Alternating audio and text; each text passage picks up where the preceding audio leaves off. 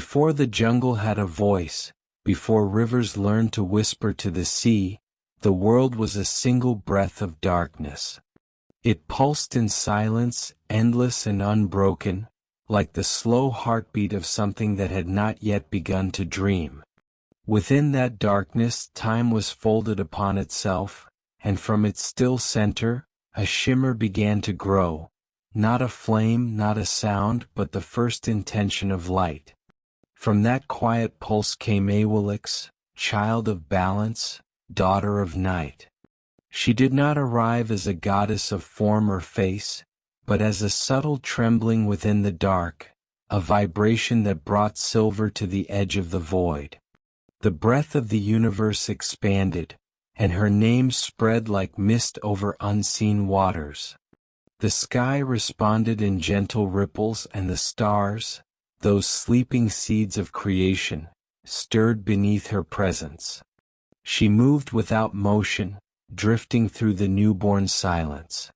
Everywhere she passed, the nothingness bent to her rhythm. The air thickened into night, the night into rhythm, the rhythm into breath. From that breath came the first reflection, a curve of pale light that traced her shape, not perfect, not whole, but enough to be seen by the unseen. Her light was not like the fire of the sun that would one day rise. It was softer, slower, shaped for rest and contemplation. She was not born to awaken worlds, but to soothe them into being. The universe needed a guardian of stillness, one who could cradle its long sleep between stars. And so Awilix became the keeper of repose, the slow pulse of the night's heart. In her awakening, she looked upon the vastness, a horizon without limit, and felt the echo of her own solitude. There was beauty in it, a kind of quiet order that required no witness. Yet from the edge of her awareness she sensed something stirring below, the murmur of a world not yet alive, a promise of motion hidden beneath calm. She descended, not as flame or storm, but as a shadow with a silver edge. The dark embraced her as its kin, and together they formed the first contrast, the gentle division of light and nothing. Where her presence touched the void, the notion of form began, the faint outline of hills unseen, the soft shimmer of unseen waters, the breath of wind before wind was born. The gods of creation, distant and silent, watched her from the deep folds of time. They saw her grace, her patience, her stillness, and they gave her dominion over the hours of rest. To her they entrusted the silver mirror of the world, a disk that would reflect all things without consuming them. It would be her heart, her vessel, her symbol, the moon that would one day rise above jungles and seas, calling the dreams of men into motion. Awilix held the mirror in her invisible hands and felt the rhythm of life that slept within it. It beat slowly like a distant drum beneath water. She listened, and as she listened, she began to understand that her purpose was not to shine, but to reflect. She would be the memory of light, not its origin, the echo that comforted when the day withdrew. She wandered through the empty heavens, tracing arcs that would become the pathways of the moon. The stars grew brighter in her wake, as though her silence taught them how to gleam. Each movement of her essence left trails of soft illumination, like whispers written upon the night. The cosmos, once heavy with shadow, now shimmered with a gentle breath of silver. Below her, the newborn earth trembled in its sleep. Volcanoes stirred beneath ancient seas, mountains rose like the backs of dreaming beasts, and forests of mist uncurled their tendrils toward her glow. She looked down and saw the world taking shape, slow, uncertain, beautiful, and she loved it with the deep tenderness of one who understands fragility. Where her gaze lingered, calm settled. The restless tides of creation paused, as if listening to her unspoken song. She sang not with words but with presence, a vibration of peace that soothed the molten heart of the planet. Through her quiet, chaos learned to rest and balance began to bloom. In that vast loneliness she discovered her reflection upon the waters, a soft shimmer that trembled with every ripple. And though she had no eyes to weep, something within her shivered with recognition. For the first time she understood what it meant to be seen, and the knowledge filled her with still wonder. She became the mirror of the world, the face that watched the sleeping earth. As dawn began to rise, faint and golden, Awilix withdrew. She welcomed the light, for she knew her purpose was not to compete, but to complete. When the sun rose, she rested, when it fell, she awoke. Thus began the eternal rhythm, day and night, waking and dreaming, fire and shadow. Time passed without measure. Awilix drifted above the jungles that would one day echo with human songs. She felt the growth of trees, the birth of rivers, the hum of insects, the warmth of life. All of it pulsed with the same rhythm she had known in the void. The world was breathing now, and her light guided its dreams. She watched as creatures rose from the deep soil, slow at first, then swift, learning to hunt, to rest, to die and be born again. To each of them she offered peace in the dark, a blanket of quiet after their motion. They did not know her name, but they knew her presence, the cool hand of the moon that brushed their sleep. The gods above whispered her praises, but Awilix heard them only as wind. She did not seek adoration, for her nature was stillness. She had no need for temples, no thirst for worship. Her sanctity was in the act of watching, in the endless patience of light reflected upon life. Yet as the ages unfolded, there came new movements, new voices in the night that reached upward, longing for her calm. They were the first humans, fragile and luminous in their brief existence. They raised their faces to her glow, and without words, they named her in their hearts. To them she was not only light, but protection, the watchful spirit who lingered above their fears. They built fires to echo her glow, and those fires danced upon stone and skin. They learned her phases, her birth, her fullness, her decline, and in that rhythm they found the pattern of their own lives. She became their measure of time, their keeper of dreams. When their hunters walked into the jungle, they prayed to her pale guidance. When they returned to their huts, they slept beneath her calm. Awilix watched with quiet affection. She saw in them a reflection of herself, beings born from darkness, shaped by the longing for light. She understood their frailty, their desire to endure, their fear of the unknown. And so she made her light gentler, softer still, a balm upon their nights. From the shadows of the forest she extended her spirit, unseen but felt, to the hearts of all who closed their eyes beneath her gaze. Her light became a promise, that even in darkness beauty would remain. The world had learned to breathe, and Awilix listened. From her place above the mountains she could feel the steady rhythm of rivers carving their paths through stone, the trembling of leaves as wind touched their edges, the pulse of 1,000 small hearts hidden in the green. The earth was no longer sleeping, it was whispering. And every whisper carried the sound of becoming. She watched it all with quiet wonder. Each night she poured her light upon the forests like cool water. It flowed over the canopies, glided down the trunks, shimmered on the scales of snakes and the fur of the jaguar. The world responded in stillness, as though her presence had become a lullaby too ancient for words. Her reflection wove itself into the rivers, and the rivers began to remember her. When they curved, they did so in her rhythm. When they rested, they reflected her face. From this harmony Awilix felt a new longing, not of the body but of understanding. She wished to know the depths of what she guarded, to walk among the shadows that lived beneath her silver gaze. For though she ruled the night, she had not yet felt the warmth of soil or the pulse of roots beneath her hands. The earth was alive with secrets, and she yearned to learn its language. So she descended.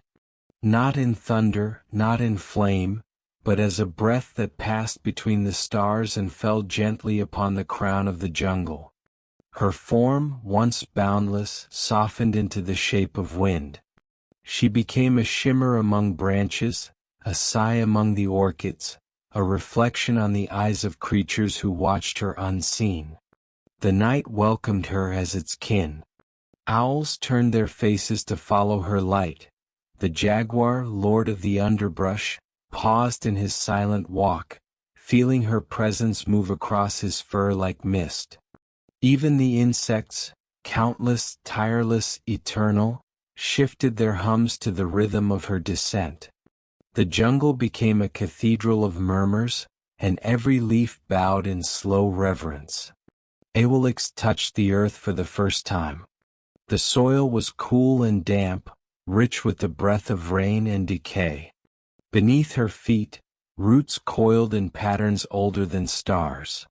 She felt them reaching, feeding, connecting, a vast unseen network that pulsed with life. The darkness here was not empty but full, a living tapestry of quiet existence. In that fullness she felt at home. Days passed unnoticed, for she no longer cared to count them. She walked through valleys where mist curled like incense, and through caverns where the air held the scent of stone and memory. She was learning the anatomy of the world, its veins of water, its lungs of forest, its bones of mountain. Wherever she went, shadows deepened, not in fear but in reverence. They recognized her as their queen, the one who gave them shape and meaning. For without her light, they would remain formless. Without her balance, night would be an endless void. She came to understand that her dominion was not above but within. The moon was her reflection, yes, but the true heart of her power lay in the union of darkness and calm, the sacred space where everything rested, unseen yet alive. It was in those wanderings that she met the spirit of the jaguar, the silent one who walked between worlds. He came not as a beast of teeth and claws, but as a thought within her stillness, an ancient rhythm of the jungle itself.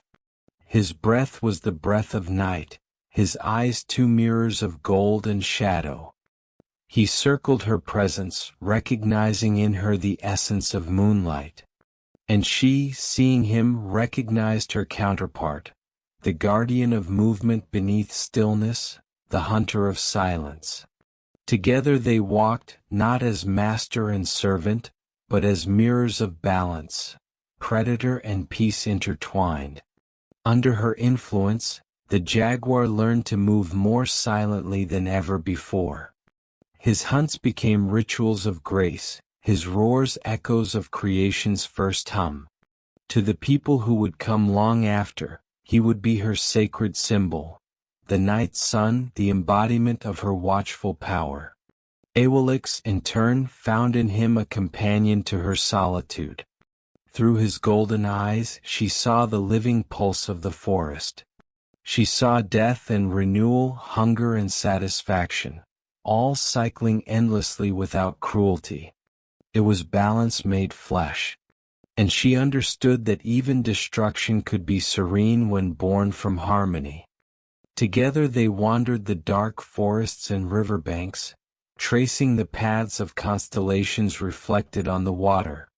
When storms came, she hid beneath their thunder, watching lightning flash like the pulse of a cosmic heart. When calm returned, she bathed the drenched earth in her soft light, healing the tremors of the sky. But as time stretched and the jungle thickened around her, Awilix began to feel the pull of something deeper, a murmur beneath the ground, older than the roots, darker than the night. It was the call of Xibalba, the underworld, where silence becomes eternity. The whisper reached her through the veins of the earth, through stones that remembered everything that had ever been buried. It was not a call of danger but of destiny. For to rule the night fully, she must descend into its deepest heart and learn its final secret, the beauty of stillness beyond return. So she followed the murmur downward. The jaguar stopped at the edge of a chasm where no moonlight reached. He watched her, his golden eyes reflecting the last glimmer of her light. There was no farewell between them, only understanding.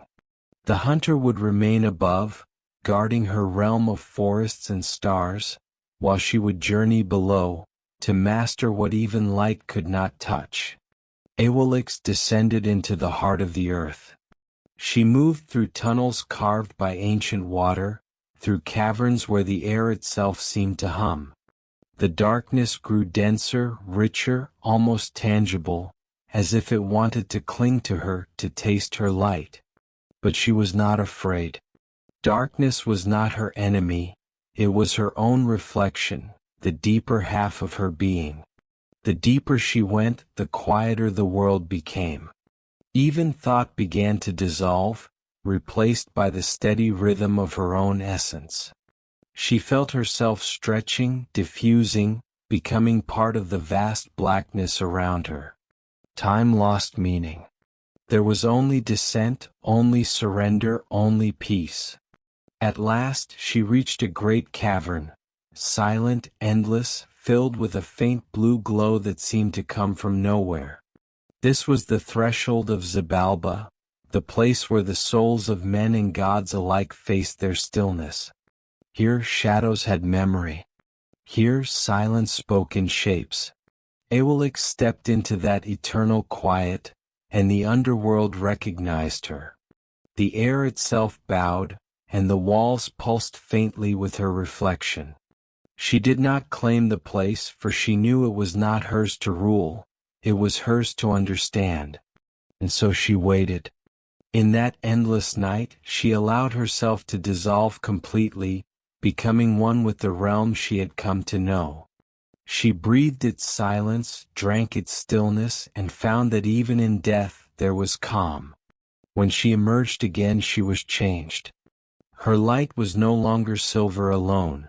It carried the faintest hue of blue, the mark of the depths she had embraced. The moon would bear this color forever, a whisper of the underworld within its glow. She rose back through the earth, silent as mist, until she reached the canopy of the world once more. The jaguar waited for her, his golden eyes reflecting her new light. Without words, they resumed their shared rhythm. Two guardians of the night, keepers of balance between life and death, stillness and motion. Above them, the moon rose for the first time in full.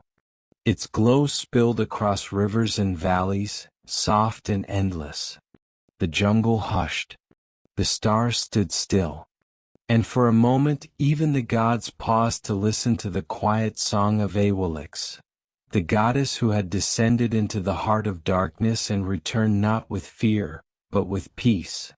The night stretched endlessly over the sleeping world, and Awilix drifted across it like breath across still water. Her descent into Xibalba had changed her. She now carried within her the quiet memory of all endings.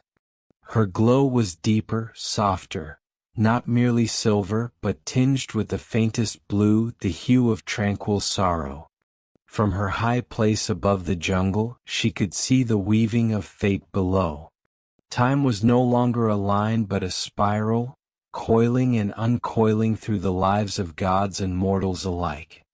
Within that spiral, two new flames began to move, flickering yet determined, fragile yet full of purpose. They were the hero twins, Hunahpu and Xbalanque, born from sacrifice, bound for trial, destined to descend into the same depths she had once embraced. Though their steps were loud with courage, their hearts still trembled with the innocence of the living. They did not know her name, but their journey would pass beneath her gaze. Awilix watched them in silence. Each night, as they walked through forests and rivers, she followed, not as a goddess who commands, but as the reflection of their endurance. Her light fell upon their paths, softening the edges of their fears. In their laughter she saw the echo of stars. In their doubts she saw the pulse of the earth itself. They hunted by her glow, their arrows tracing silver arcs through the dark. When they rested, she wrapped them in the coolness of her light. She did not guide them with words, for words were the language of those who needed certainty. Her language was rhythm, the slow breathing of night, the whisper of leaves, the comfort of knowing that silence itself can be a form of protection. As the twins grew in strength and wisdom, their fate carried them closer to the underworld. Awilix felt the pull long before they did, that same gravitational hush she had once followed down into the caverns of Xibalba. The threads of destiny were tightening, drawing all motion toward the still heart of darkness. When the twins finally descended, Awilix dimmed her light. She did not abandon them, but softened her glow to a whisper, allowing them to face the shadows without blindness. For too much light can be as cruel as too much dark. She watched them enter the thresholds of fear, where laughter was tested, and strength measured not by battle but by endurance. In that descent she saw herself, long ago, learning to accept the quiet as her teacher. The twins would learn the same truth, that victory is not always born from fire, but from patience, from knowing how to remain still while the storm passes. Through the endless trials of Xibalba, the houses of knives, of bats, of cold and fire, her silent radiance lingered unseen but present. The lords of the underworld did not perceive her, for she did not walk in their light or shadow. She was between them, a reflection of what they could not comprehend, peace within terror, beauty within decay. When the twins faltered, when the air thickened with despair, she shone faintly through the cracks of the cavern ceilings. It was not enough to banish the dark, but enough to remind them that above every night, there is always breath, always rhythm. She watched as they played their games with death itself, each move echoing the balance she embodied. Chaos met with grace, deception met with wisdom, loss met with transformation. When Hunahpu fell to the blades of the lords and Xbalanque remained alone, Awilix did not weep. Her calm was her mourning. She dimmed until she was nearly invisible, a hidden pulse beneath the world. For she knew that endings were never true endings, only moments folded inward, waiting for light to find them again. In the stillness of their trial, when Hunapu's body was ground into dust and scattered upon the river, she followed the drift of each grain. The waters carried those ashes through caverns and channels until they surfaced again, nourished by time and sorrow. From that current, life rose once more, the rebirth of the twin, the resurrection of courage through memory. Awilix shone brighter that night. Her light touched the surface of the water where Hunapu's new form emerged, and the ripples reflected her calm face. It was not triumph she offered, but stillness, a reminder that rebirth is not conquest but surrender. The twins had become more than hunters or warriors. They were the living symbols of balance, reflections of her own eternal duality. When they rose at last to defeat the lords of Xibalba, Awilix watched without pride. Pride belonged to the sun, to those who burned brightly and faded. Her satisfaction was quieter, the contentment of seeing order restored, of knowing that the cycle would continue. Descent, darkness, return, light. The twins would ascend, their spirits lifted among the stars to become the sun and the moon. Though the true moon was hers, the silent, hidden rhythm beneath their celestial dance.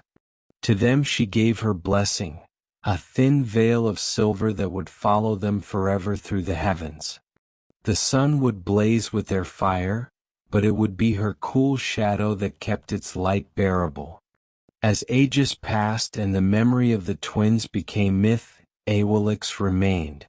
She drifted above jungles and temples, her name whispered by those who still remembered the night as sacred. The Maya spoke of her as Lady of the Night, Goddess of the Moon, she who guides the hunters, the one who reflects the hidden light. They built temples in her honor, their stones arranged to meet her gaze when she rose above the horizon. Torches burned beneath her image, and the smoke curled upward like prayers dissolving into her calm. Yet even in worship she remained distant. She was not a deity of promises or demands. She was the pause between breaths, the hush between words, the sacred quiet that all hearts crave but few understand. Through centuries she watched the rise and fall of kingdoms. She saw stone pyramids lift toward her glow, saw blood spilled beneath her shadow, saw priests and queens offer their reverence. But none of it changed her. Human devotion was fleeting. What mattered was the rhythm beneath it, the eternal heartbeat that connected all things, the pulse of night that whispered that every light, every life, must rest to be reborn. When droughts came, she reflected the stars more brightly upon empty lakes, reminding the people that the sky still carried water in its memory. When floods raged, she hid behind clouds, softening her face so that fear might fade. She was not mercy nor judgment but equilibrium. And as time moved forward, as centuries folded into silence, as languages faded into dust, she remained above all, unbroken and watchful. She no longer needed temples or names. The jungle reclaimed its stone, the rivers swallowed their offerings. But the moon still rose, and in its rising she was remembered. In the heart of every sleeping human, in the quiet before dreams unfold, her essence lingers. It is the weightless hush that presses gently on the chest, the soundless comfort that says, "You are small but infinite. You are fleeting but eternal." Awilix no longer watches as a goddess apart. She is the rhythm itself, the pulse behind every shadow and every flicker of light. Her story moves not in words but in silence, the same silence that birthed her, the same that carries her still. The ages had turned like gentle wheels, grinding mountains into dust and carving the rivers anew. Above them all Awilix drifted in her silent rhythm, the moon that never tired. Yet every orbit carried with it a faint whisper from below, the call of the underworld, patient and persistent, asking her to return. This time the call was not for discovery. It was invitation. The souls of the world had multiplied, and their echoes filled the dark beneath the earth. In Xibalba, where silence once ruled alone, the murmurs of countless hearts now shimmered like water. They were not cries of torment but sighs of confusion, spirits seeking rest but finding only memory. Awilix felt their unrest. She saw it each night in the trembling shadows cast by firelight, the way the living feared the end, the way the dead feared forgetting.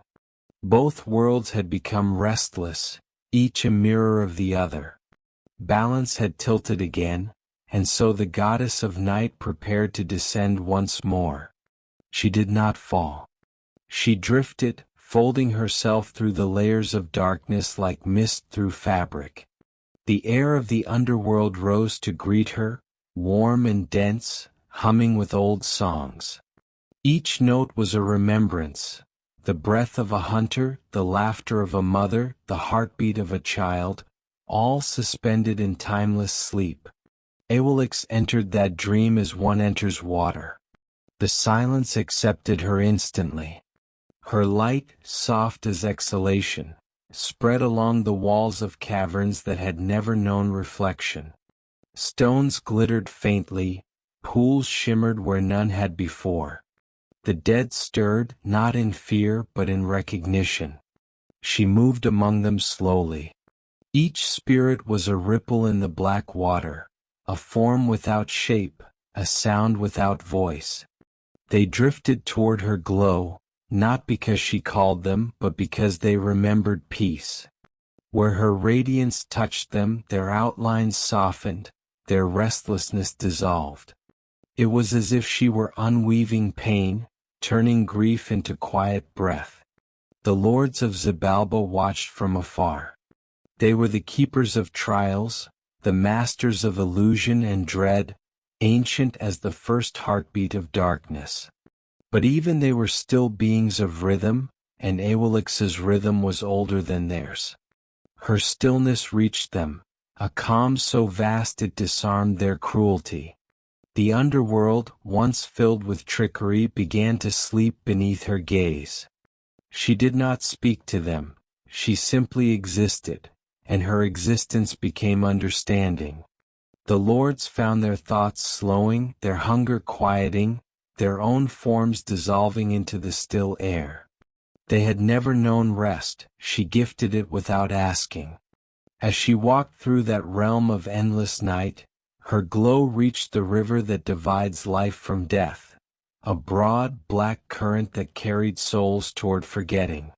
She knelt beside it, and its waters mirrored her face. In that reflection she saw not the goddess who had once descended in curiosity, but the one who now embodied acceptance. She placed her light upon the surface of the river. It spread like a thin veil and the current softened. Souls crossing it began to drift more gently, their memories dissolving not in pain but in release.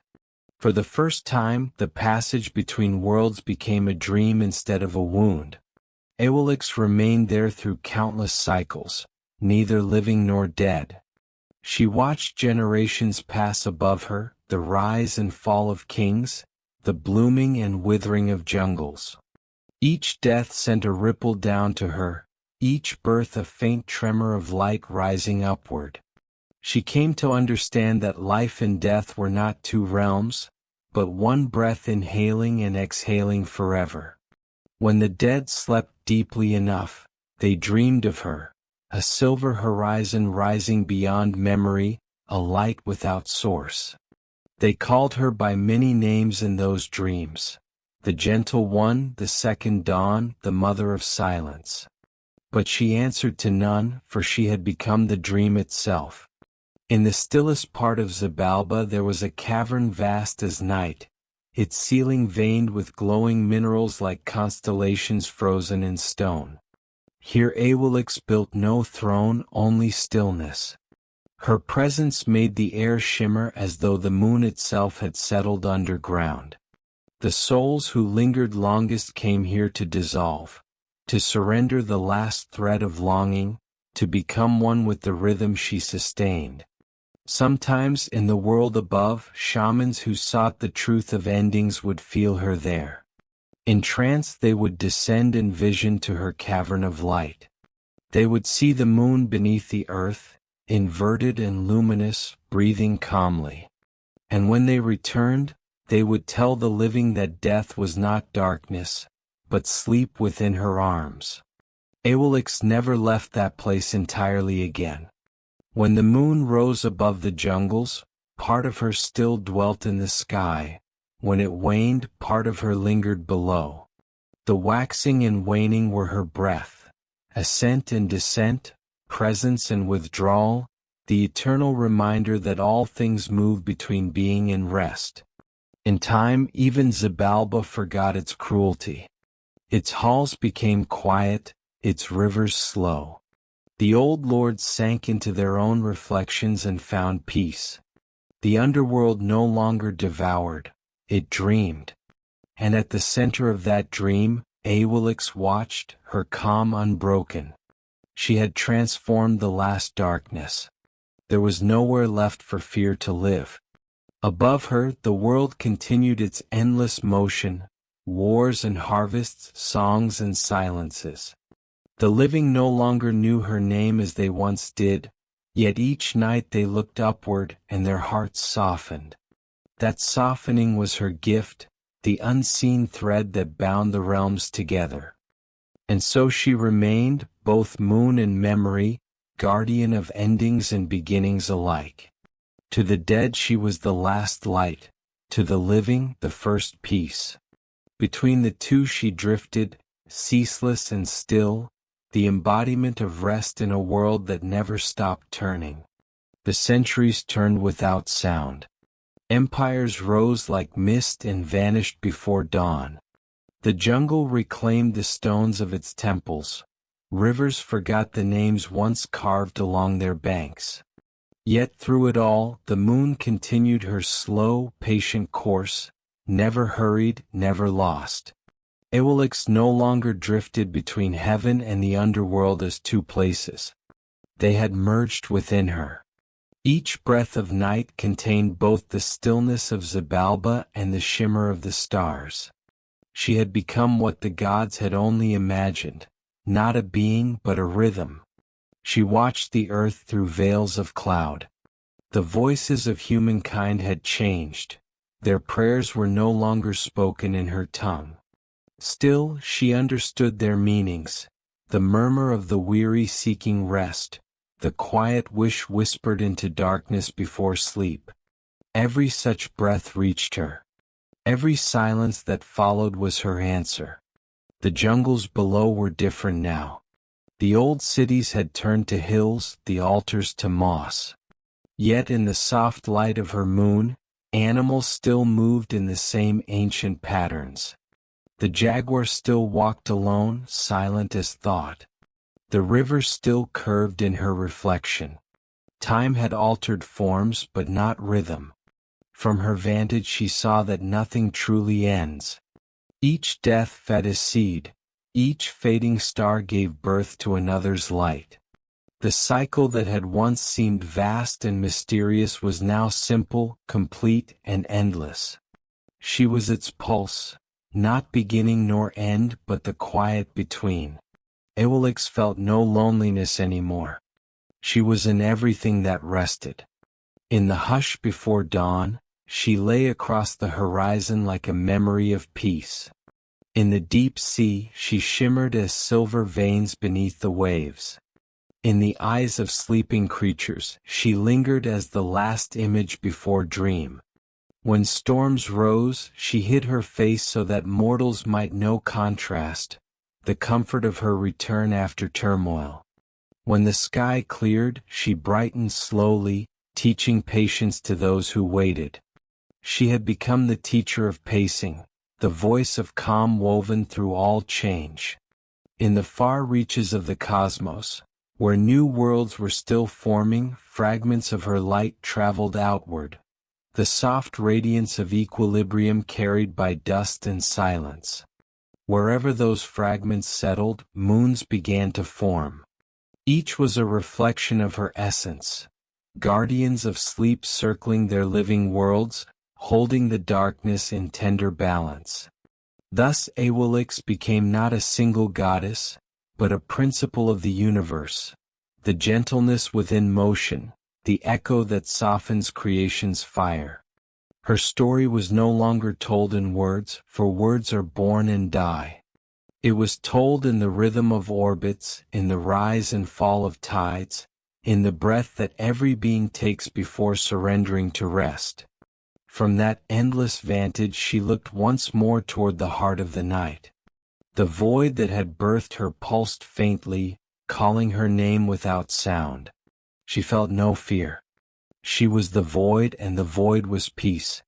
Slowly she let her light fade until only a thin crescent remained, and then even that dissolved into shadow. Yet in that shadow, every dream retained her glow.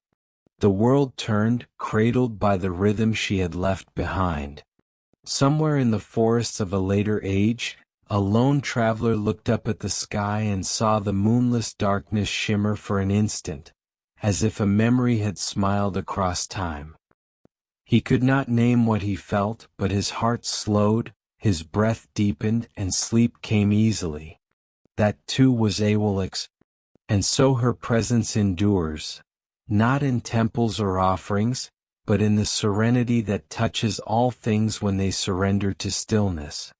She is the silence that ends the story, and the quiet that begins the next. The moon hung full above the canopy, a silver breath resting on the skin of the world. From that stillness, Awilix looked down and felt the pull of the jungle. The trees seemed to rise toward her light like waves frozen in devotion, their crowns glittering with dew. For endless ages she had circled the heavens, watching, listening, learning the slow rhythm of creation. Yet now a different longing grew within her, not curiosity but kinship. The earth had begun to hum beneath her, and the hum called her by name. She drifted lower, her radiance folding around her like wings of mist. As she descended, the sky thickened with fragrance, the breath of orchids, the resin of sleeping trees, the spice of unseen flowers opening to her light. The jungle received her not as a stranger but as something remembered, the echo of calm it had always carried within its roots. Awilix touched the ground at last. The soil was warm, alive with the whisper of worms and the pulse of buried rain. She pressed her hand into it, and tiny sparks of moisture clung to her fingers, turning to drops of light before fading. Around her the forest stirred. Insects shimmered, wings trembling like fragments of starlight. The night creatures lifted their eyes, and for a moment the whole jungle seemed to breathe in unison with her. She began to walk. Where her feet passed, shadow deepened into color. Blue within black, silver within blue, layer upon layer of darkness until the air itself seemed liquid. She moved without sound, and yet everything responded. Leaves trembling, stones exhaling mist, rivers widening their courses as though to greet her. Each motion was slow, deliberate, born not of haste but of listening. Awilix listened to everything. She heard the sap rising through trunks, the rustle of sleeping reptiles, the soft percussion of water dripping from leaf to leaf. The forest was an orchestra of patience, and she, its unseen conductor. She learned that silence was never absence. It was the meeting of countless small sounds breathing together. As she walked, she noticed light pooling at her feet, her own reflection cast upon the damp earth. It moved with her, not as a shadow but as a companion. In that faint glow, seeds began to open. Tiny shoots unfolded and reached upward, craving her cool touch. Life and rest moved as one, bound by her presence. She reached a clearing where a wide river wound through the trees. Its surface mirrored the sky so perfectly that for a moment she thought she had not descended at all, that she still drifted among the stars. She knelt by the bank, her reflection rippling beneath her, and dipped her fingers into the current. The water was cold and carried a deep pulse, the heartbeat of the world itself. When she withdrew her hand, droplets lingered on her skin like small moons, each holding a fragment of her light before returning to the stream. Night deepened. Clouds moved across the heavens, and her own face vanished from the water. The forest darkened, dense and breathing. Somewhere far away, thunder murmured, not in anger but in recognition. The sky was greeting her arrival among the living. Awilix raised her gaze toward that sound and felt the first rain fall through her light. The drops were heavy and slow, each one striking the leaves with a note of percussion. The rhythm pleased her. She spread her hands, letting the rain pass through her, watching as it turned luminous in her glow. The jungle glistened, the air filled with scent and vapor. Everything was alive and she was within it. She began to understand the purpose of her descent. In the heavens she had watched the dance of suns and comets. Here she would learn the dance of decay and renewal. The soil beneath her feet was the other face of the stars above, both born from silence, both returning to it. To know the full rhythm of existence, she had to walk the path of dissolution as gently as she had walked the path of light. As she traveled deeper into the forest, she found caverns carved by ancient rivers. Their mouths yawned like sleeping beasts, exhaling cool breath. She entered, and the walls glowed faintly with the echo of her presence. Water dripped from the ceiling in long intervals, each drop marking a measure of timelessness.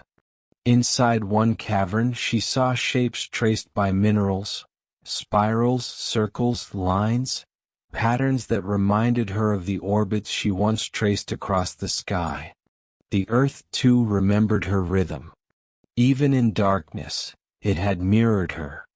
She walked deeper, and the sound of the surface faded until only her own heartbeat remained. It was slow, vast, and steady, the same beat that moved through mountains and tides.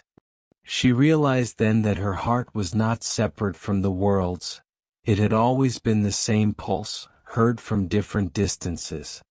In that moment of recognition, her form softened. She was no longer a figure of light but a presence woven into the air. The cave filled with a blue luminescence, not bright but infinite. The stones glimmered like the scales of a great sleeping serpent, and the river flowing through them shimmered as if carrying a piece of the night sky within its current. Awilix closed her eyes, though eyes were no longer needed, and let the world move through her. The darkness around her ceased to be other, it was herself. She felt the roots of trees above drinking the rain, the rivers swelling, the insects stirring in their endless labor. Every motion was balanced by stillness, every birth by return. This was the true descent, not a fall but a merging. When she opened her awareness again, ages had passed. The rain above had ended, dawn was approaching. Through the cracks in the stone, she saw a pale gleam spreading across the jungle canopy, the first light of day, thin as breath. She felt it and did not flee. Once she might have withdrawn, surrendering the sky to the sun. But now she understood.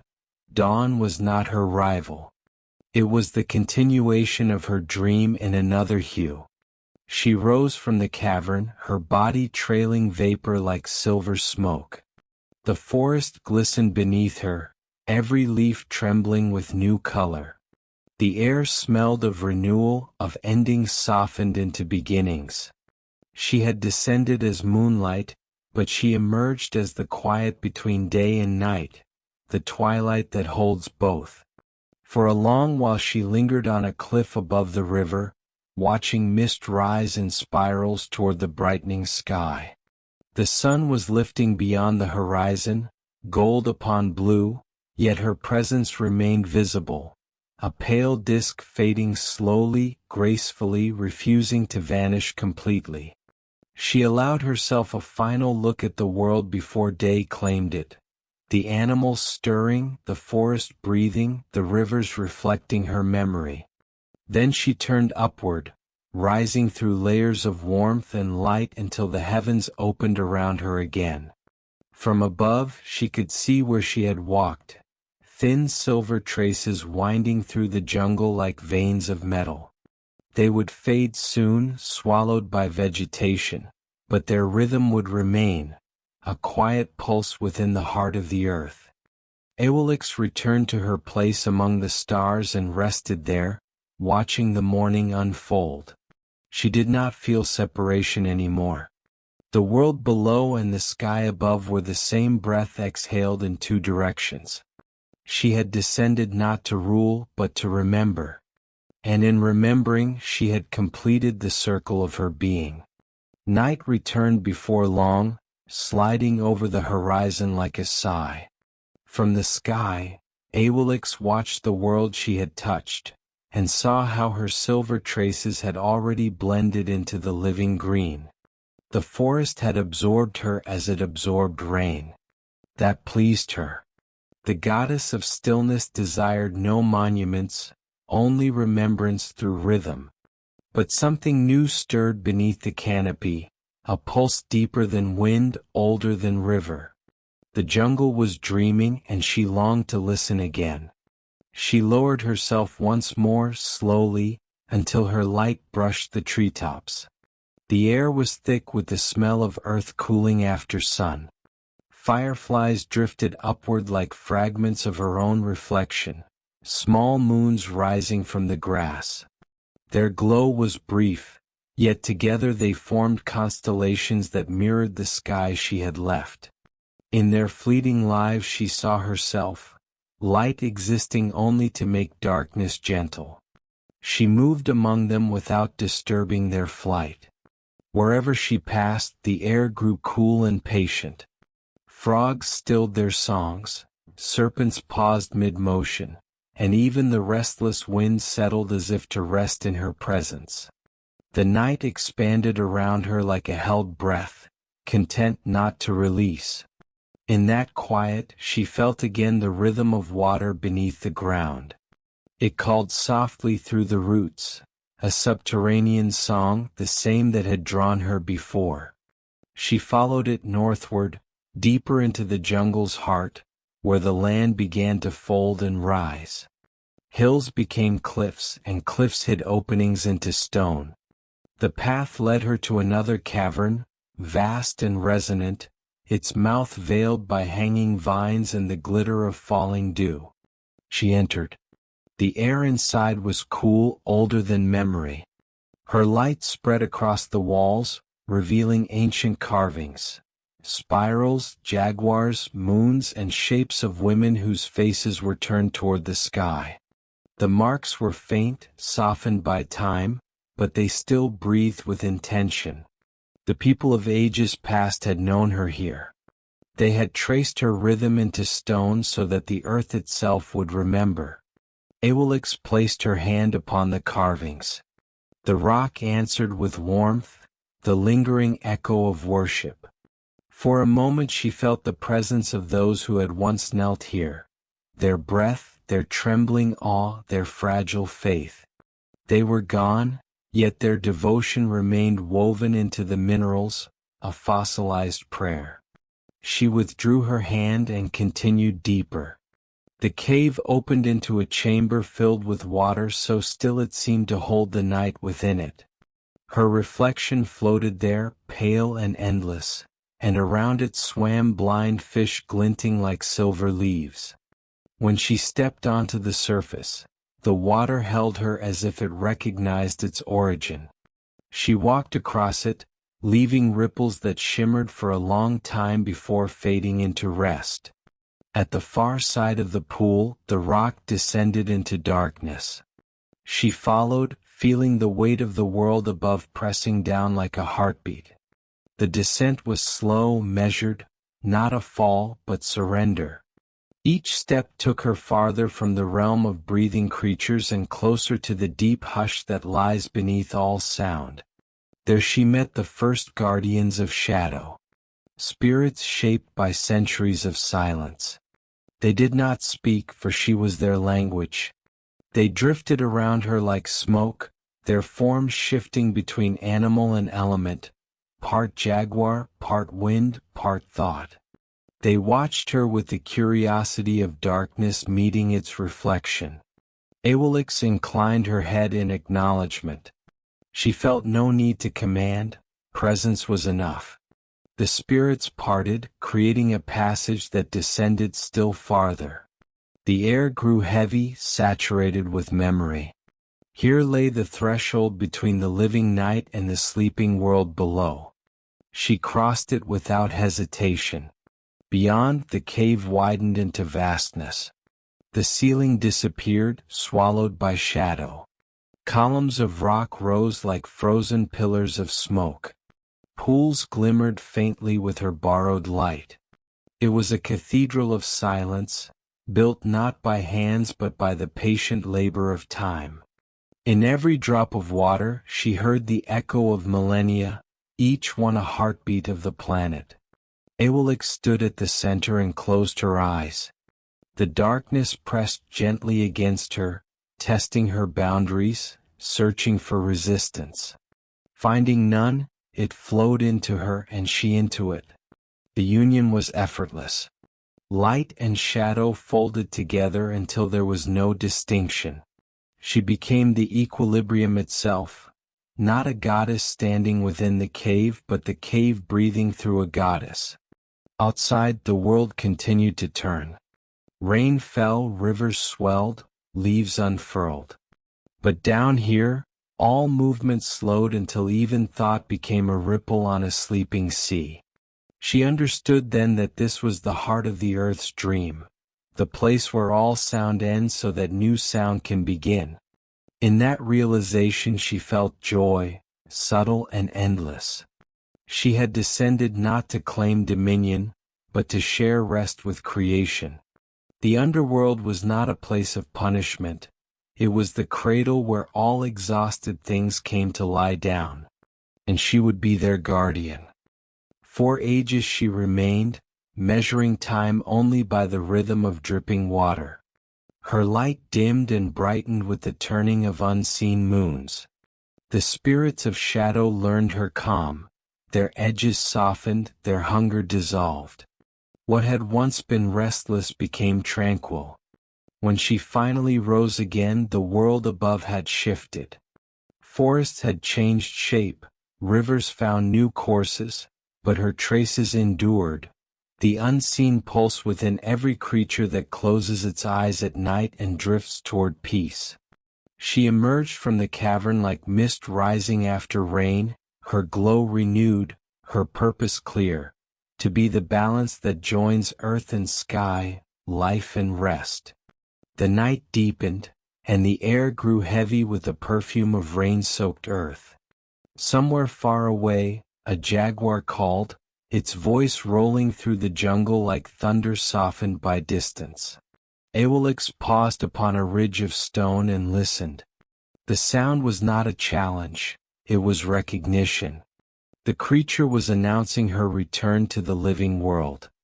She followed the echo until the trees opened upon a glade lit only by her own reflection. The jaguar waited there, motionless, eyes bright as molten gold. Its breath formed clouds that shimmered in her light. Between them stretched a silence older than speech. Awilix lowered herself, and the great cat bowed its head. In that simple gesture a bond was sealed. The night had chosen its form.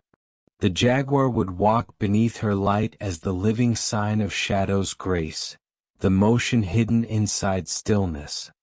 It turned once and slipped into the undergrowth, leaving a trail of quiet that seemed to hum with her presence. She continued walking. Each step drew her farther from the edges of the world men would one day know. The forest thickened until it seemed to weave itself around her, leaves overlapping like scales, vines coiling in endless patterns.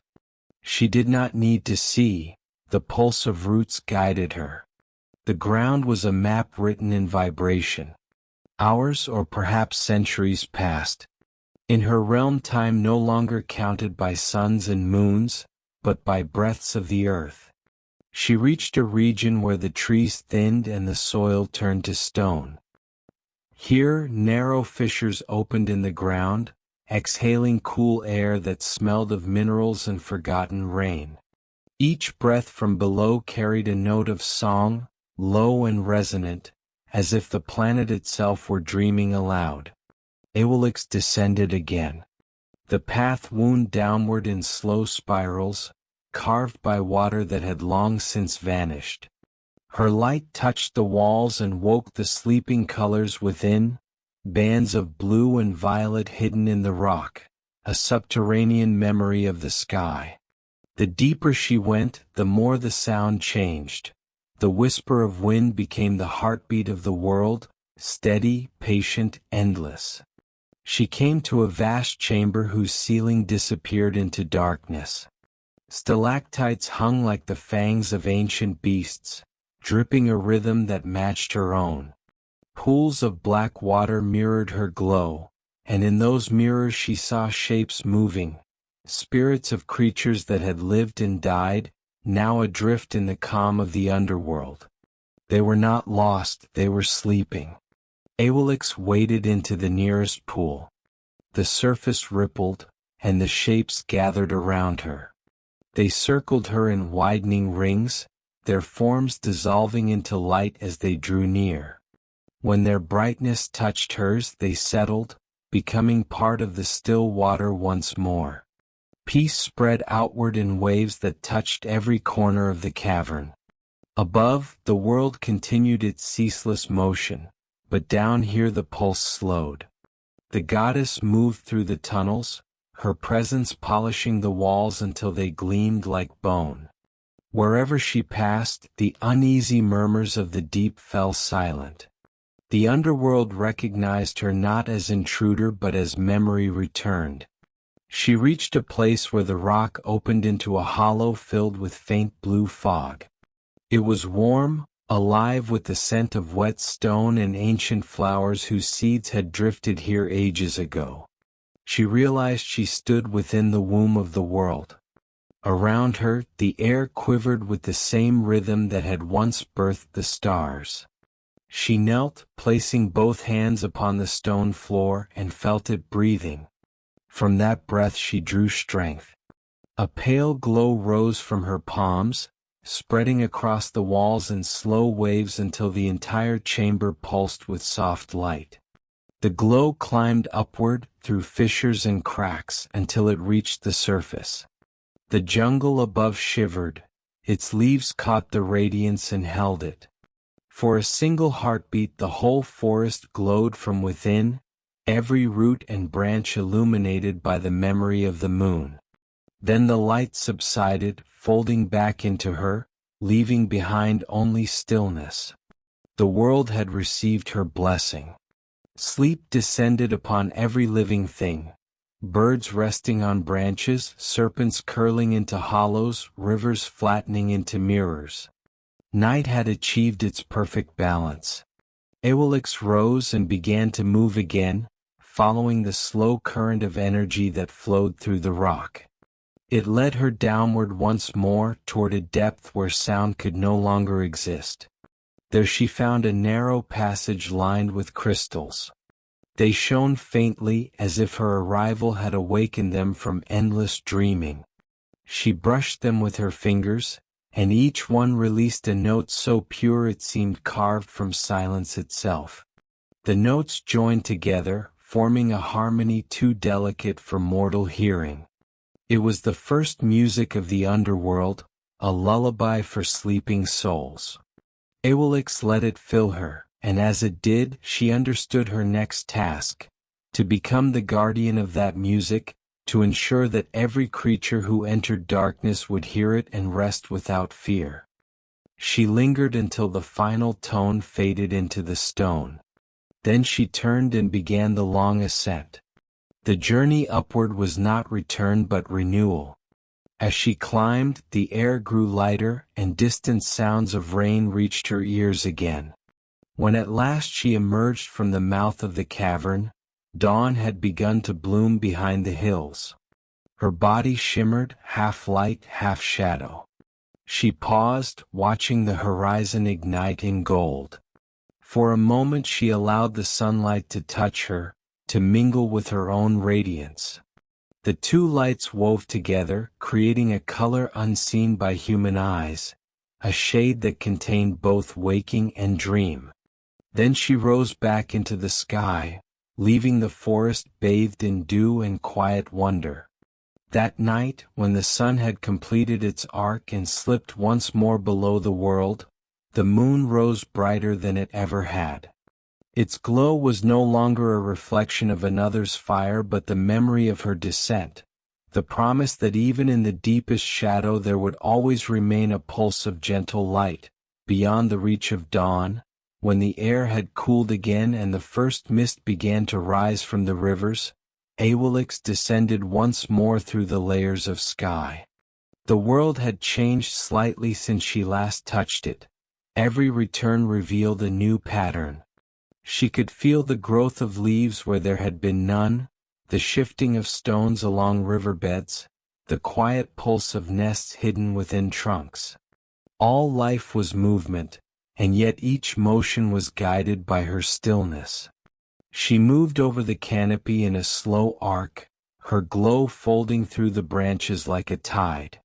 Bats wheeled beneath her, tracing invisible constellations. The forest below was breathing in long, deep intervals, and she matched her pulse to its rhythm until the two became indistinguishable. At the center of the jungle lay a wide plain filled with fog. In the moonlight it shimmered as if it were a lake made of air. Awilix descended there, her feet sinking through the haze, and beneath it found a hollow basin where countless streams converged. The water glowed faintly, alive with minute creatures that caught her light and released it again in slow pulses. The whole plain beat like a heart. She knelt by the edge of the basin and placed her hands in the water. Instantly the glow expanded, spreading outward in ripples that touched the roots of trees miles away. The rivers answered, their currents slowed, their surfaces flattened. The entire forest entered a trance of calm. Even the insects hushed their wings. It was the breath between heartbeats, the single moment when the universe holds itself in balance before continuing its endless rhythm. In that stillness she felt the world's memory stirring. Images formed in the water, not reflections but impressions. Ancient storms, vanished seas, mountains that had once been coral, the faces of beings that no longer existed. Time unfolded in the liquid mirror, showing her that all creation was built upon layers of forgetting. What had disappeared had merely changed shape. Nothing was ever truly gone. Everything waited beneath the surface, dreaming of return. Awilix watched until the visions faded back into shadow. Then she stood, letting droplets fall from her fingers into the mist. Each drop fell slowly, shining like a tiny moon before vanishing into vapor. The pattern they left in the air was a map of eternity, circles within circles, intersecting in silence. She began to walk again, following the course of one of the converging streams. It led her through dense groves where vines hung like curtains of green silk. The air was thick with fragrance. Every breath tasted of life beginning anew. She could hear the soft rustle of nocturnal creatures moving carefully, their senses tuned to the softness of her light. When she emerged from the grove, she found herself standing before an ancient tree. Its trunk was so vast that 10 rivers could have flowed around it without touching. The bark was silvered with age, the roots exposed like the ribs of the world. Awilix placed her hand upon it, and the tree shivered as if waking from a long dream. Through her touch she felt its entire history, the slow rise from seed, the storms endured, the countless generations of creatures that had lived and died among its branches. It was a record written in growth and decay, a story told without words. She understood then that this was the axis of the jungle, the place where the breath of the surface met the breath of the underworld. Here, the living and the dead exchanged quiet messages through roots and water. She knelt, pressing her forehead to the bark, and the tree responded by releasing a faint luminescence that climbed upward through its trunk and into its highest leaves. From afar it would appear as though a column of moonlight had rooted itself in the earth. The light rose higher, spreading through the canopy, and Awilix followed it with her gaze. She could see it reaching the stars, threading a path between constellations she had once crossed. The connection was complete now. Sky, earth, and underworld joined in one continuous pulse. The goddess smiled, not with lips but with presence. This was the harmony she had sought, not domination but alignment. A wind stirred, gentle and slow, carrying the scent of rain mixed with something older, metallic, like the taste of time. She felt it pass through her, whispering messages from distances even she could not measure. The voice of the universe itself, perhaps, reminding her that balance must always move. To keep the world alive, even stillness must flow. She turned from the great tree and followed the wind eastward. The terrain began to rise again, the soil turning rocky and dry. She passed through fields of limestone where water had once run, their surfaces carved with spirals left by vanished shells. The air grew thinner, more transparent. In this quiet openness, the stars seemed closer, sharper, their light cool against her skin. At the edge of this high ground she found a sinkhole, a deep circular pit filled with water dark as obsidian. The air above it shimmered faintly with power. Awilix looked into its depths and saw herself multiplied 1,000 times, each reflection slightly different. Some bright, some dim, some almost invisible. She understood. This was the mirror of all possible selves, the proof that light takes many forms depending on who gazes upon it. She stepped onto the surface, and the water held her as before. For a moment she floated between reflections, her image fracturing into fragments of silver. Then she exhaled, and every reflection merged into one. The ripples spread outward, carrying her calm to the very bottom of the cenote. The creatures that lived there, blind and translucent, drifted toward her light, basking in the warmth of peace. Awilix closed her eyes. In the darkness behind her lids, she saw once again the spiral of existence. Stars, rivers, lives, deaths, all moving in endless repetition. But now there was no division between them. Everything was part of a single, continuous song. She listened to that song until the night began to wane and the first birds stirred above. When she opened her eyes, the horizon was pale. She rose from the water and ascended through the thinning mist. The forest below shimmered one last time beneath her fading light. Then she crossed into the upper air, where the dawn waited like a slow heartbeat. She did not resist it. She welcomed it, for day and night were her two halves, forever chasing, forever meeting. As the sun's first edge appeared, Awilix spread her arms and allowed her light to fade. The world brightened, and with it came the hum of waking life, insects, birds, the soft crack of branches expanding in warmth. Yet even in the blaze of morning, her presence lingered. In every shadow, in every cool breeze, in every moment of pause before motion, Awilix remained. The light of day passed slowly. When evening came again, it arrived not as a return but as a continuation, the quiet inhale after the exhale of the sun. The edges of the world softened, the air turned blue. Awilix rose once more through that coolness until she hovered above the treetops, her silver spreading like dew over the leaves. She had walked the earth and felt its pulse. Now she lingered between realms, neither sky nor soil, the bridge where light learns to become shadow. Around her, the first stars trembled awake. Their faint glitter wove itself into the fabric of her light, as if the heavens were remembering her presence. Below, the rivers she had blessed reflected her glow in long ribbons. They wound through the forest like slow-moving serpents, each curve a whisper of the lesson she had left behind, that all motion begins and ends in stillness. She watched them for a long time, until even their movement seemed to drift into dream. Far off, the mountains glimmered faintly. Mist clung to their slopes like breath to glass. Awilix turned toward them, drawn by a whisper rising through the air. a hum so deep and constant that it could only belong to the heart of stone. She crossed the jungle in silence, her path lighting the crowns of trees, and came to rest upon the shoulder of a high ridge. The ground there was bare, worn smooth by countless rains.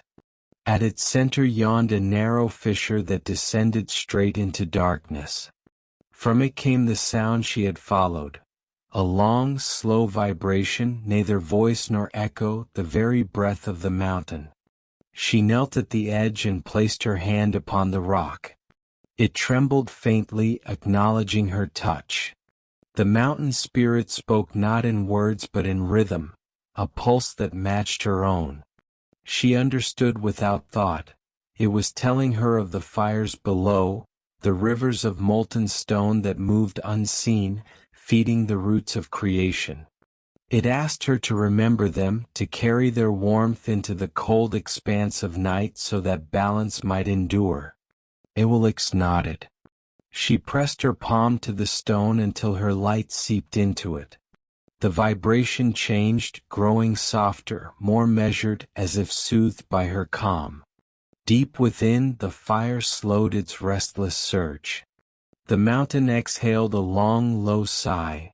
The fissure filled with a faint blue haze and then closed, leaving only a scar that shimmered like cooled metal. She stood and looked out over the land. The jungle stretched endlessly, dark and breathing. Above it the sky arched in perfect curve, filled with the dust of stars. In that vastness she felt herself dissolve again, not disappearing but becoming. Her form was a thread woven through everything that existed. She was the pause between heartbeat and heartbeat, the silence that allowed sound to begin. The wind rose. It moved through the valleys carrying the scent of flowers that opened only under her light. Their petals unfolded slowly, revealing pale centers that glowed faintly in the dark. The air filled with fragrance, delicate and sweet, and Awilix felt the earth answering her. Every living thing was breathing with her rhythm now. The night had become her body. She drifted higher, following the wind toward the coast where the forest met the sea. There, the waves moved with patient grace, each crest catching her reflection and returning it broken into 1,000 sparks. The water was never still, yet within its movement lay the same serenity she had found in caves and roots. She lowered herself until her light touched the surface and the ocean calmed. She stayed there for many nights, watching tides rise and fall, listening to the slow conversation between moon and water. In their dialogue she recognized herself. The pull, the yielding, the perpetual balance. She learned that even the restless sea could be gentle when touched by quietness. And the sea in turn learned her rhythm. From then on, every tide would carry her memory, flowing outward and returning again, an endless bowing to the goddess of rest. When storms gathered beyond the horizon, she watched them with patience. Lightning stitched the clouds, thunder rolled through the deep, but she did not turn away. She allowed the storm to speak, to release its fury, to empty itself. And when its voice faded, she shone softly through the drifting vapor, restoring calm. In this way she taught the world that peace is not the absence of motion but its completion. As dawn approached once more, Awilix rose above the waters. The eastern sky brightened into rose and gold, and the first light touched the waves. She watched the sun climb and felt no sorrow in retreat. She had walked the night and the depths. She had taught shadow to be gentle and fire to be slow. Her purpose was not to rule but to balance, to remind all things that darkness too is sacred. She turned westward and began the slow ascent into the pale heavens. Her silver faded in the growing day until she was only a memory, a faint shimmer lingering at the edge of sight. Yet even unseen, she was present in every reflection, every pool of cool air beneath the trees, every sigh released before sleep. Above the world, she settled once more into her quiet orbit. The scars of her journey glowed faintly across her surface, marks of caves and rivers and mountains carried within her essence. She would circle endlessly, watching, listening, keeping the rhythm. The descent was complete, but her influence would remain, the unseen hand that calms, the whisper that reminds every living thing how to rest. Night returned in quiet majesty, and the horizon curved like a bowl filled with silver air. Awilix glided through the upper dark where wind thins to thought. Beneath her, the jungles slept. Above her, the stars leaned close, their fires softened by distance. She moved without sound, each motion tracing a pattern that only eternity could read. From her vantage she could see the slow breathing of the world. Clouds swelled over oceans, mountains cooled, rivers glittered faintly as they carried the weight of rain back toward the sea. Everything moved in circles. Every motion was return. The goddess smiled within herself. The lesson of descent had become the lesson of orbit. But still, something within her longed to touch the world again, not to learn but to bless. She let her light fall through the sky in a thin thread, a ray so soft that it did not wake the sleepers. It brushed the roofs of leaves, the shells of snails, the quiet waters between stones. Each thing it touched brightened for a breath and then grew calmer than before. The jungle seemed to exhale in relief. Awilix followed her own light downward until she hovered once more above the canopy. The night smelled of moss and salt. She moved westward, where cliffs rose from the sea like broken teeth, their edges washed by slow waves. Here the air was heavy with the memory of ancient storms. She landed upon one of the cliffs and stood looking outward. The ocean below was almost black. Its surface pulsed with dim reflections of the stars, moving like living embers across an endless hearth. Awilix watched the slow heave of the water, the inhale and exhale that mirrored her own. She reached down with one hand and let a drop of her light fall into the sea. Where it struck, a circle spread, pale blue at first, then fading into transparency. Beneath that circle something stirred. A vast shape, unseen for ages, drifted upward. It was a whale older than any mountain, its skin marked by centuries of tide and stone. The creature surfaced and opened one enormous eye. In that dark mirror Awilix saw herself reflected whole. The whale lingered, motionless, suspended in the glow. Its breath rose as a column of silver vapor, scattering her light across the waves. She touched its brow lightly. The sea around them quieted until even the wind forgot to move. Then, without a sound, the whale descended again, leaving only ripples that spread until they became part of the larger rhythm of the tide. Awilix remained a while, listening to the slow heartbeat of the ocean. She knew then that her descent had reached its farthest edge. There was no deeper place to go, no darker realm to enter. She had touched every form of stillness, from soil to water, from stone to shadow, and each had answered with the same voice, rest. She rose from the cliff and began the long return eastward. As she traveled, she let her light wander freely.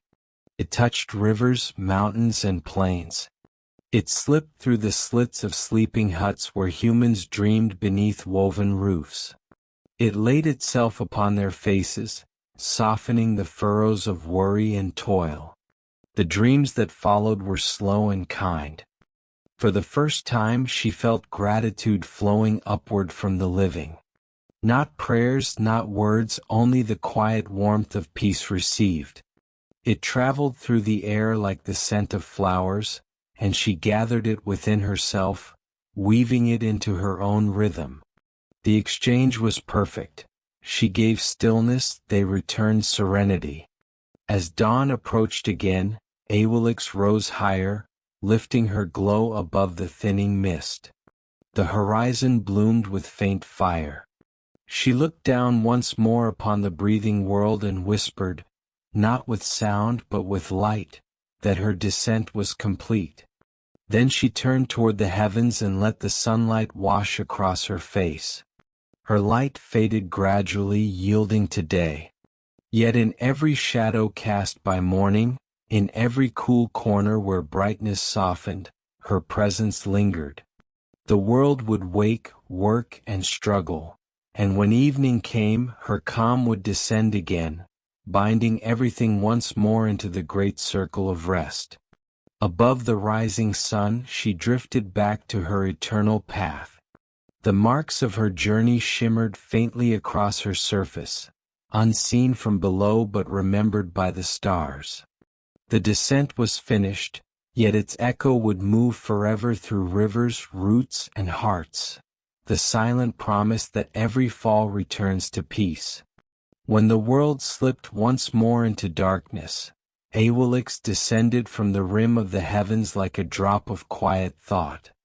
The moon's edge glowed faintly, clouds drifted beneath her, pale and slow. She passed through them until their cold breath brushed her skin. Beyond the clouds the jungle waited, vast, breathing, eternal. She found herself drawn toward the valleys where mountains met the forest, places where fog never fully lifted. There the air was heavy with the scent of wet stone and fallen leaves. Every surface gleamed faintly with her light, as if dew itself were remembering her touch. Awilix moved along narrow paths worn by animals and rain. The ground yielded softly under her feet, releasing the deep, rich smell of earth. Each step sank her farther into the memory of her first descent. The rhythm returned, slow heartbeat, gentle breath, the soundless song of life becoming stillness. She came to a waterfall hidden between cliffs. The water spilled in silence, its sound swallowed by the thickness of night. She approached, and where her light struck the spray, it turned to misted silver. Tiny rainbows shimmered briefly, bending into crescents that mimicked her own shape in the sky. She stepped into the fall. The water parted around her, cool and heavy. Beneath its surface she felt the pulse of the river racing toward the sea. She followed that current inward, sinking through the torrent until she reached the hollow behind it, a small cave carved by centuries of motion. The walls there were smooth, washed clean of time. It felt like the inside of a heart. She rested there. The constant vibration of the waterfall became a lullaby, and her mind drifted.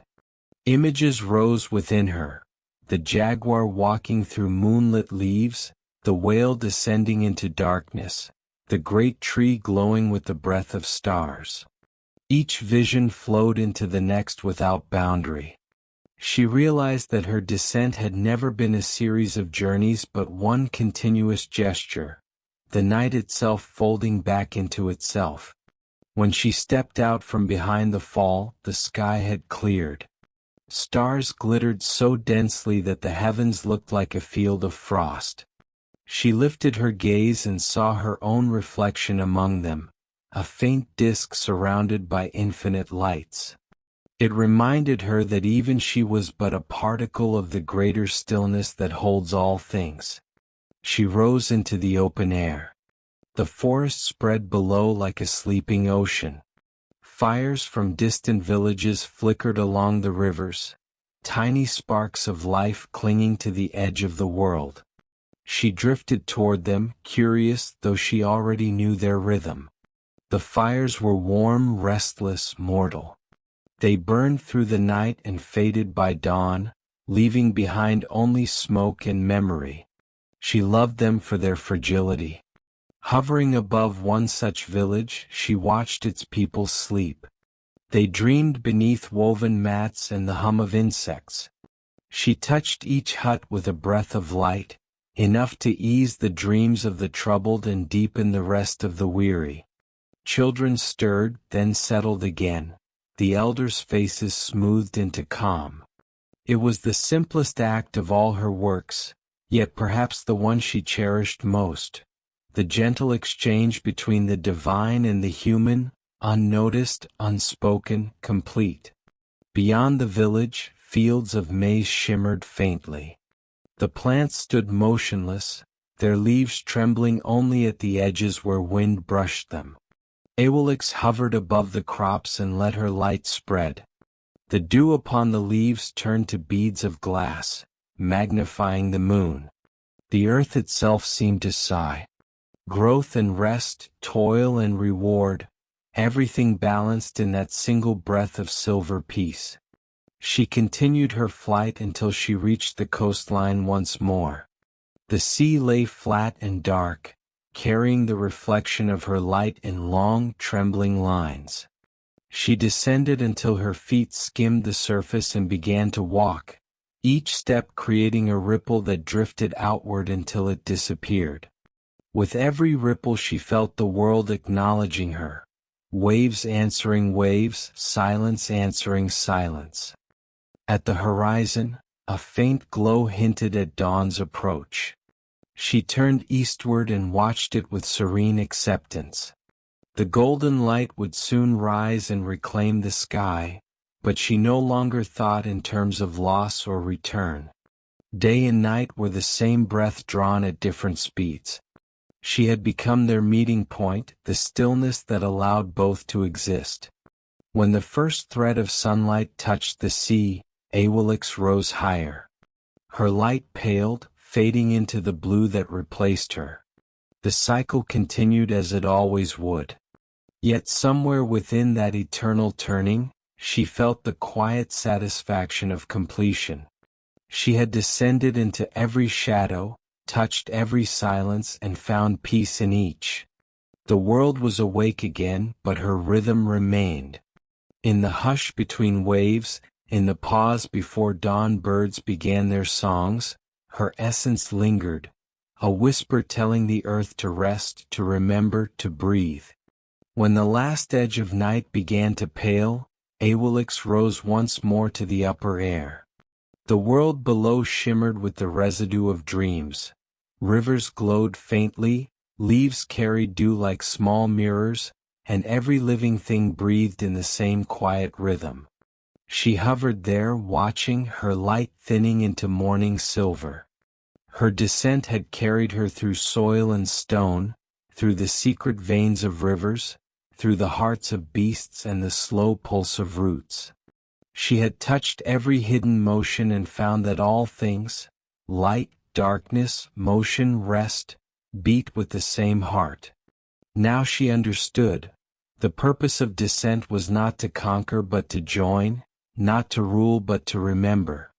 The night was not an absence of the sun. It was the earth's exhale, the necessary half of breath. In every shadow life rested. In every silence the world renewed itself. Awilix stretched her arms wide, and her glow spread across the horizon. It touched the mountains, the forests, the sleeping villages, and finally the sea. The waves caught her reflection one last time before the sun's first fire rose behind her. She did not resist its coming. Instead, she bowed, allowing her silver to fade into the gold that replaced it. As she withdrew into the brightening sky, she left a faint shimmer lingering across the air, a thin veil between light and dark. It would remain even after she was gone, the invisible memory of her journey, the calm that always follows motion. And so the chapter of descent closed. The goddess had walked the depths, touched the roots of the world, and found stillness at the center of all motion.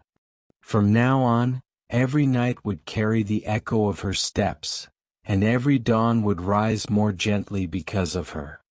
The moon ascended higher, becoming small and distant, her silver fading into day.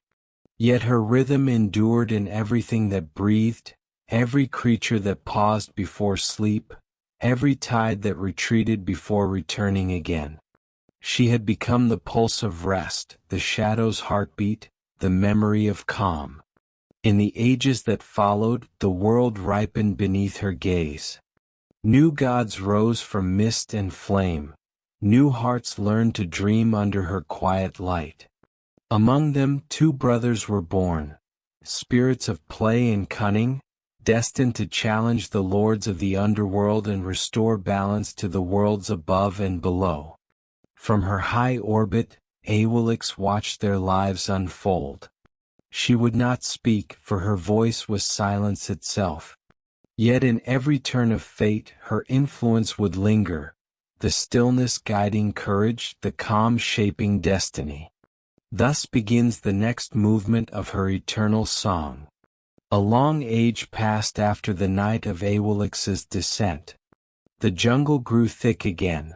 Vines bridged rivers, roots cracked stone, and the rhythm of rain shaped the world anew. In the stillness between storms her silver light continued to rise, tracing the same slow arc across the heavens. She no longer walked among the trees, yet every leaf remembered her touch. Below that calm sky, new spirits awoke. From the breath of the earth and the echo of her quiet pulse, 2 flames appeared, small, bright, alive with motion. They were the twin sons of destiny, born from the union of courage and play, the balance of laughter and resolve. The world would one day call them the hero twins, though in the beginning they were only whispers of movement in the sleeping forest. Awilix felt them before she saw them. Their energy shimmered through the fabric of her night like the first sparks of a fire. They carried a rhythm different from hers, quicker, more daring, but still rooted in her calm. She watched them as they learned the language of life, the arch of a bough, the weight of water, the breath before decision. The world that had once been a silent cathedral began to pulse with their footsteps. She did not speak to them.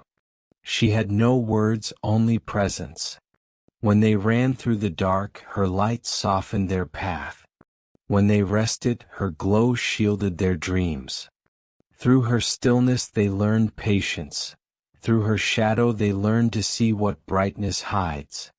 As the twins grew, the jungle tested them. They hunted, they failed, they tried again. They watched the stars move across her silver face and measured time by her phases. Each night was a lesson written in her light, motion and rest, loss and return. Though they never heard her voice, they began to feel that someone watched them, a calm greater than fear, a silence deeper than sleep.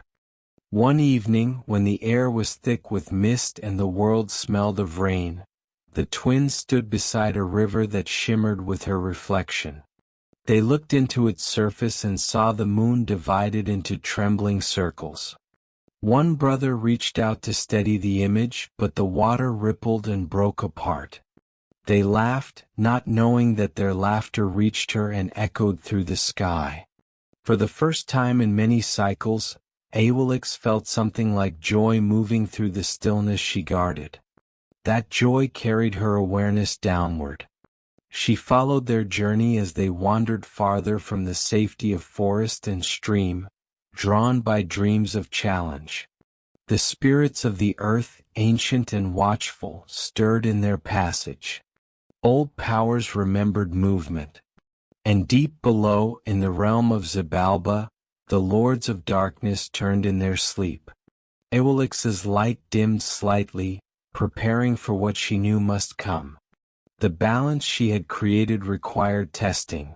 Her peace would meet the courage of fire. Yet she did not interfere. Her task was not to command but to hold the world steady while the next lesson unfolded. She looked upon the twins as they climbed the ridges toward the high plain. The night was clear.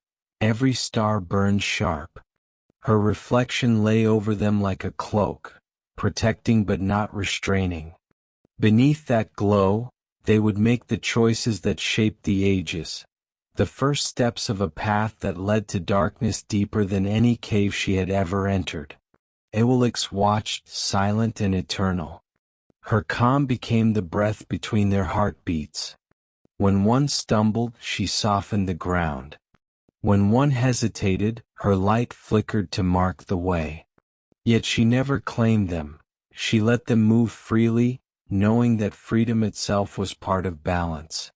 In their courage she saw her own reflection, the descent repeated in another form. She had gone into darkness to find stillness. They would go to find light. Different directions, same circle. The rhythm continued. The twins walked for many days beneath Awilix's soft glow. Each night her silver path stretched ahead of them like a calm river through the sky, and they followed its reflection across the earth. The forest opened, closed, and opened again. Rivers braided and unbraided around their steps. They moved through a world that was learning itself, and she watched each motion from above. When fatigue weighed on them, she poured her light gently through the branches, cool upon their shoulders. When hunger tightened their bellies, she brightened the pools where fish slept.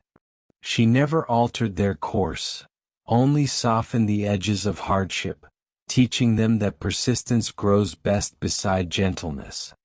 Through their eyes she saw the earth from a new angle. Every leaf seemed sharper, every color fuller, because they were young and alive with purpose. They met the night not as a curtain but as a companion. They learned that darkness held direction, that stillness could guide more truly than noise. They began to move with the patience of hunters and the curiosity of children, blending both until each became the other. Awilix's light followed them into deeper valleys where mist lingered even at noon. There they found carvings on the rock, traces of the first people who had walked before them. Spirals and hands, suns and moons etched into stone, silent reminders of the cycle that never ends.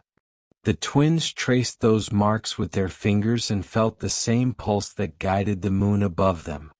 In their laughter and awe she heard her own first heartbeat returning. They built no fire that night. They lay upon the damp earth, eyes fixed on the slow wheel of stars. Awilix hung above, immense and near, her glow touching their faces. Sleep came easily. The forest breath matched the rhythm of their dreams. In those dreams she wove images for them, visions of balance, of descent and ascent, of a journey through shadow where courage must walk hand in hand with peace. She gave no warning, only harmony. The rest they would learn through living. When dawn stirred, fog wrapped the hills like smoke. The twins woke and found the path before them leading toward the mouth of a canyon. The walls were high and dark, patterned with veins of quartz that caught the fading moonlight. Between those walls the air trembled. They felt the weight of unseen eyes, the presence of the underworld rising to meet them. Awilix dimmed slightly as if veiling her own fear. She remembered her descent and knew the taste of that darkness. But the balance demanded that the circle turn again, that others walk the path she had already walked. She held the world steady while they stepped forward. The canyon grew narrow until the sky was a thin ribbon far above. Bats hung motionless from the ceiling, their wings glimmering silver. The twins moved quietly, their feet stirring dust that had not known disturbance for centuries. The deeper they went, the stronger the pulse became, a low throb rising from the heart of Xibalba. Awilix could feel it through the stone. It answered her own rhythm, calling her name without sound. From her throne of light she extended a single thread downward, invisible, delicate as breath. It brushed the shoulders of the brothers, wrapping them in the calm of her presence. Their steps grew steadier. Fear loosened its grip. They did not know she was there, yet her silence became their courage. They walked until the canyon ended at a wide plain of dust. In its center yawned a great pit filled with mist. The air above it shimmered with the faint echo of her descent long ago. The boundary between the worlds lay here, the threshold where dreams become shadows. The twins stood at its edge. Above them, the moon paused, perfectly round, perfectly still. Awilix looked down and felt the old pull. The pit glowed faintly, remembering her touch. Within its depths waited trials she could not ease, only witness. Yet she knew that without this passage the balance would fail. Life needed its mirrors. The brothers would descend as she once had, but in their return they would bring light to places even she could not reach. She gathered her light, drawing it close. The surface of the moon darkened, leaving only a thin crescent, her vigil lantern, small but unwavering. Under that pale arc the brothers stepped into the mist and vanished. Awilix did not follow. She remained suspended in the high air, holding the heavens open. Her glow formed a bridge between the stars and the earth, a reminder that even when all seems lost in shadow, stillness keeps the path clear.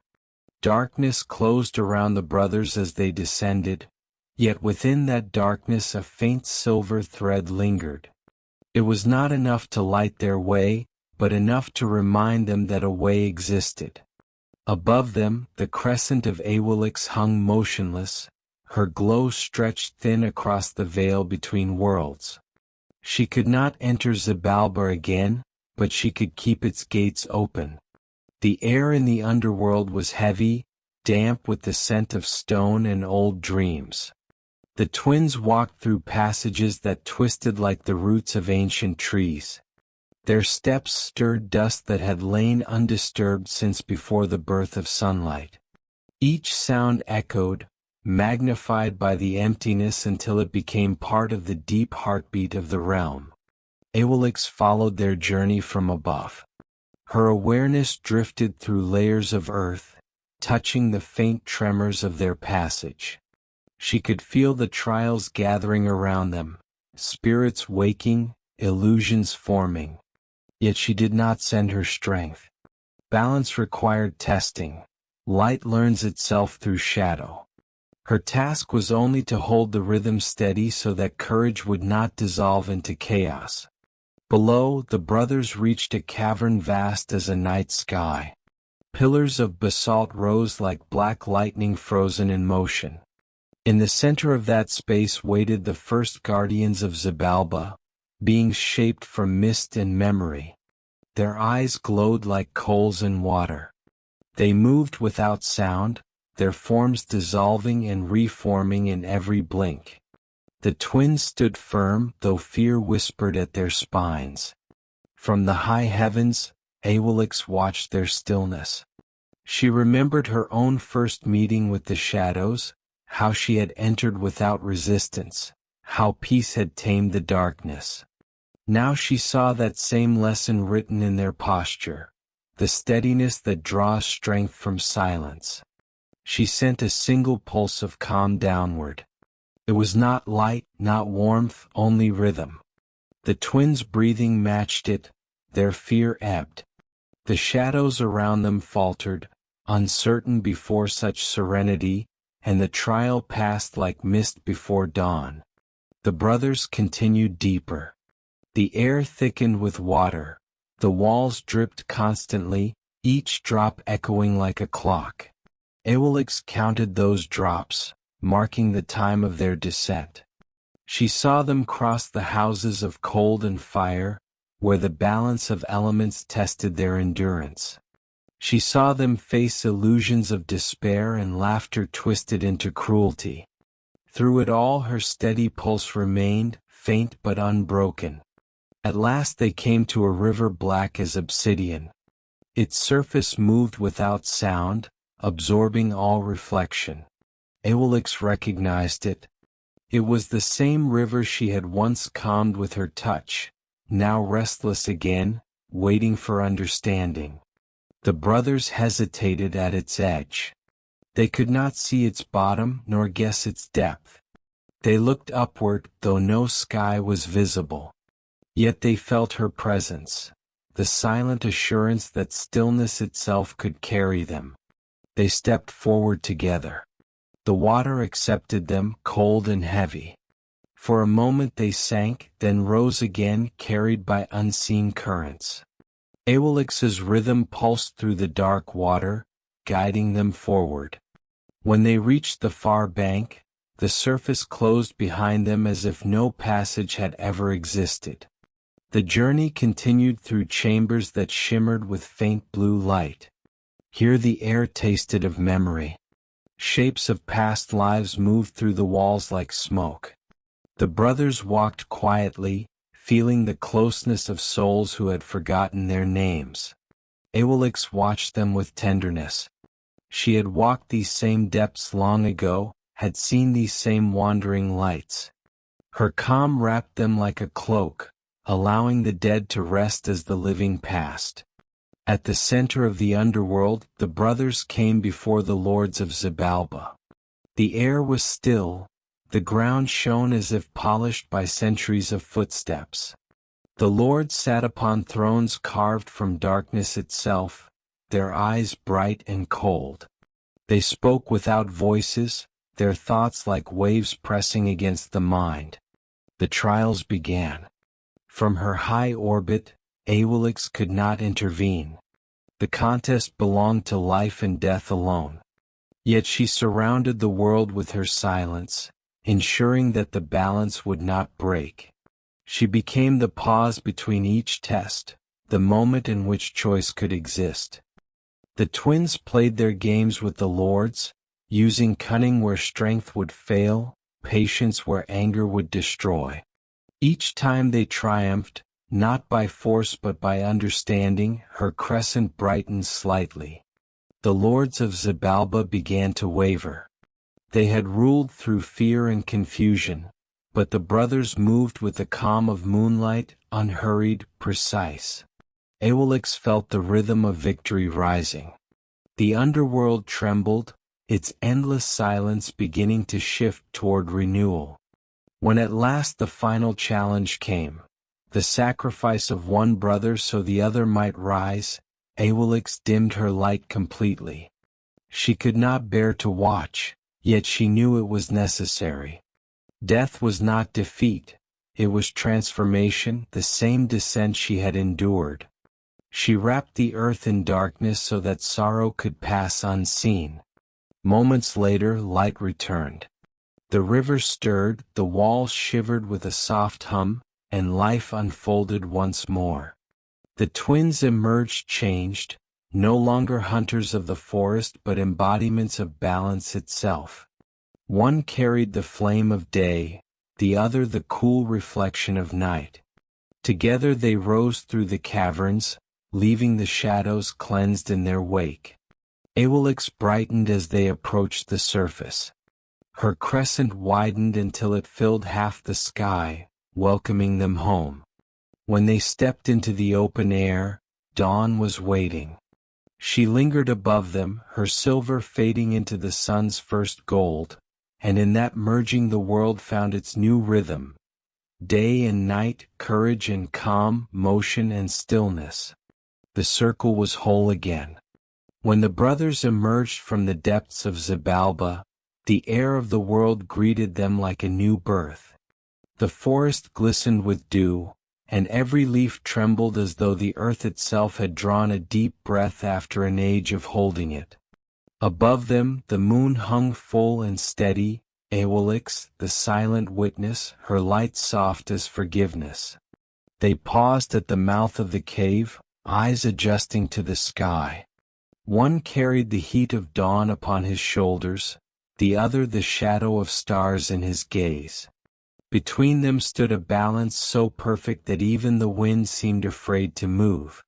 From her seat in the heavens, Awilix watched them in stillness. She saw in them the continuation of her own descent, the courage to enter darkness, the wisdom to emerge without hatred. Where she had brought rest, they now brought renewal. The worlds were in harmony again. The twins crossed the jungle quietly. Animals watched them pass but did not flee. Rivers slowed as they approached, recognizing their rhythm. They did not need to speak, for the world understood their motion. Awilix followed them from above, her light guiding their steps, her calm sheltering their thoughts. In time they reached the great plain where the first dawn had risen. There they stopped, knowing their paths must divide. One would rise to guard the day, the other would descend to dwell in the night beside her. It was not separation but completion, the circle unfolding into its opposite. Awilix lowered her light, blessing them both. Her glow wove around them like a silken thread, invisible yet unbreakable. When they parted, the sky trembled.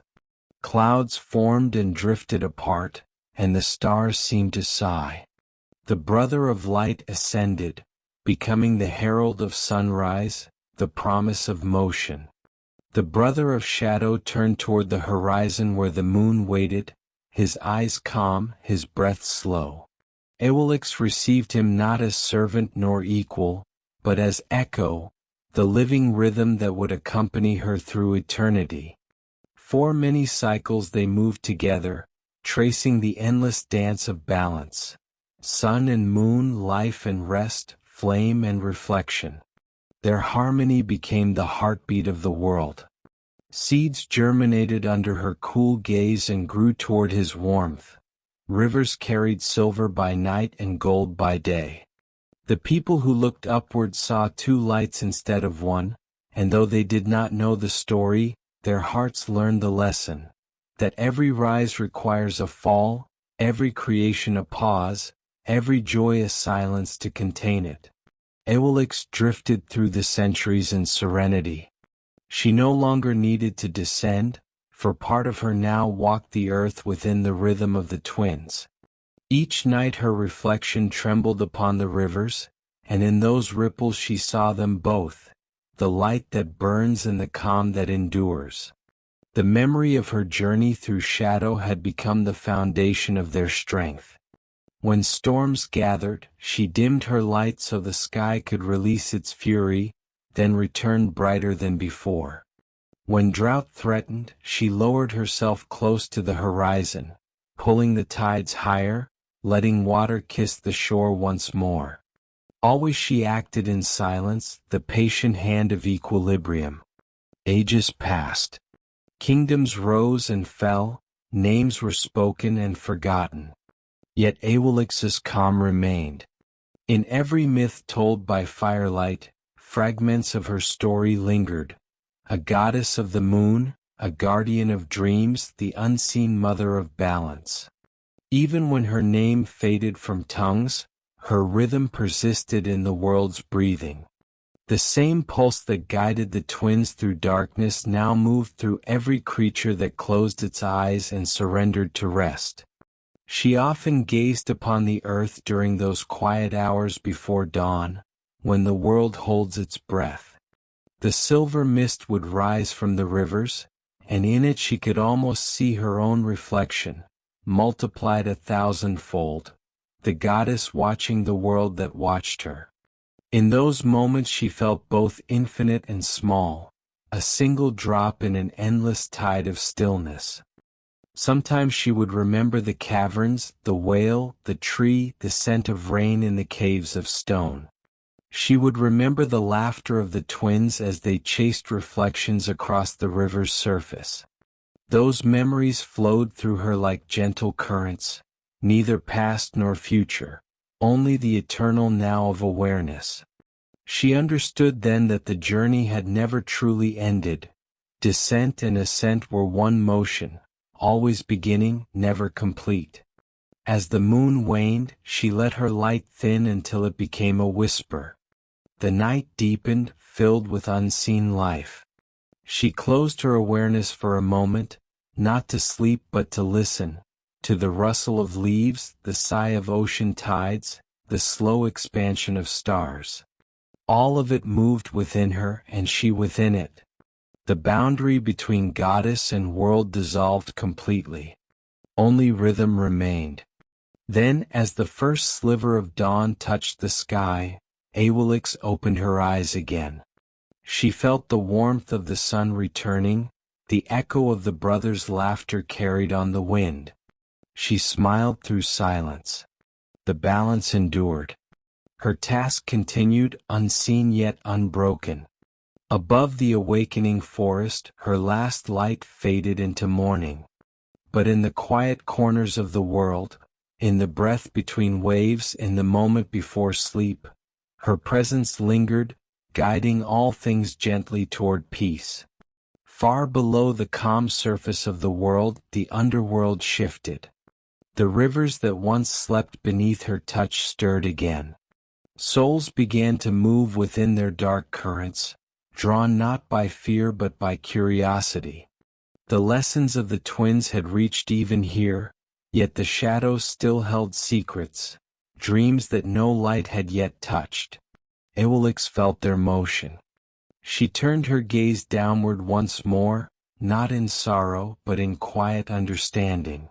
The descent would begin again, not as punishment but as continuation. The underworld was waking from its long rest, and she would be there to guide it back to silence. And so begins the next chapter of her eternal story. The earth exhaled.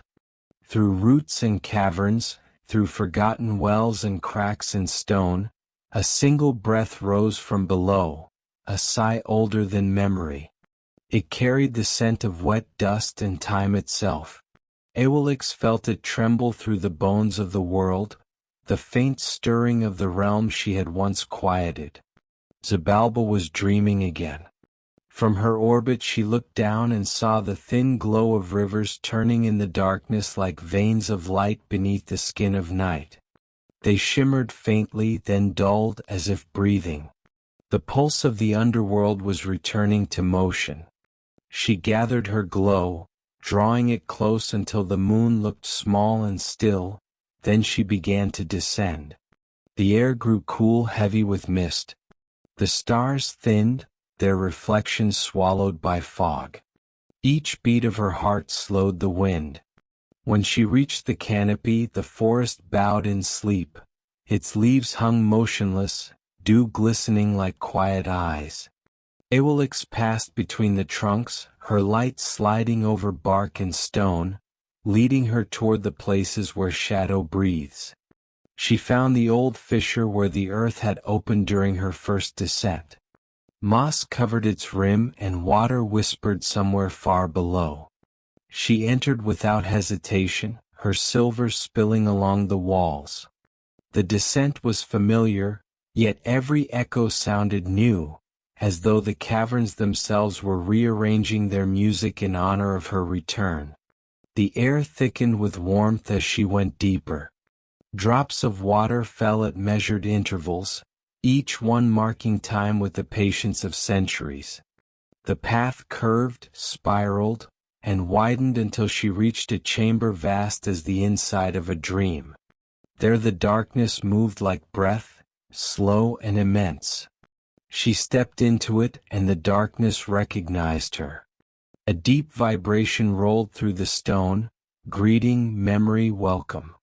The river at the chamber's edge stirred and began to glow faintly, its black surface shot through with silver veins. Awilix knelt beside it. The current carried not water but fragments of forgotten dreams. Images half-formed, emotions without names, the residue of every life that had ever ended. She placed her hand upon the current, and it slowed, finding rhythm in her touch. The dreams that floated past her shimmered as they felt her presence. They were fragments of hope, regret, and wonder, each seeking form. Awilix listened, and her stillness gave them shape. From the flow rose visions of mountains, faces, birds, fires, the whole memory of existence condensed into moving light. It was the underworld remembering life through the reflection of its goddess.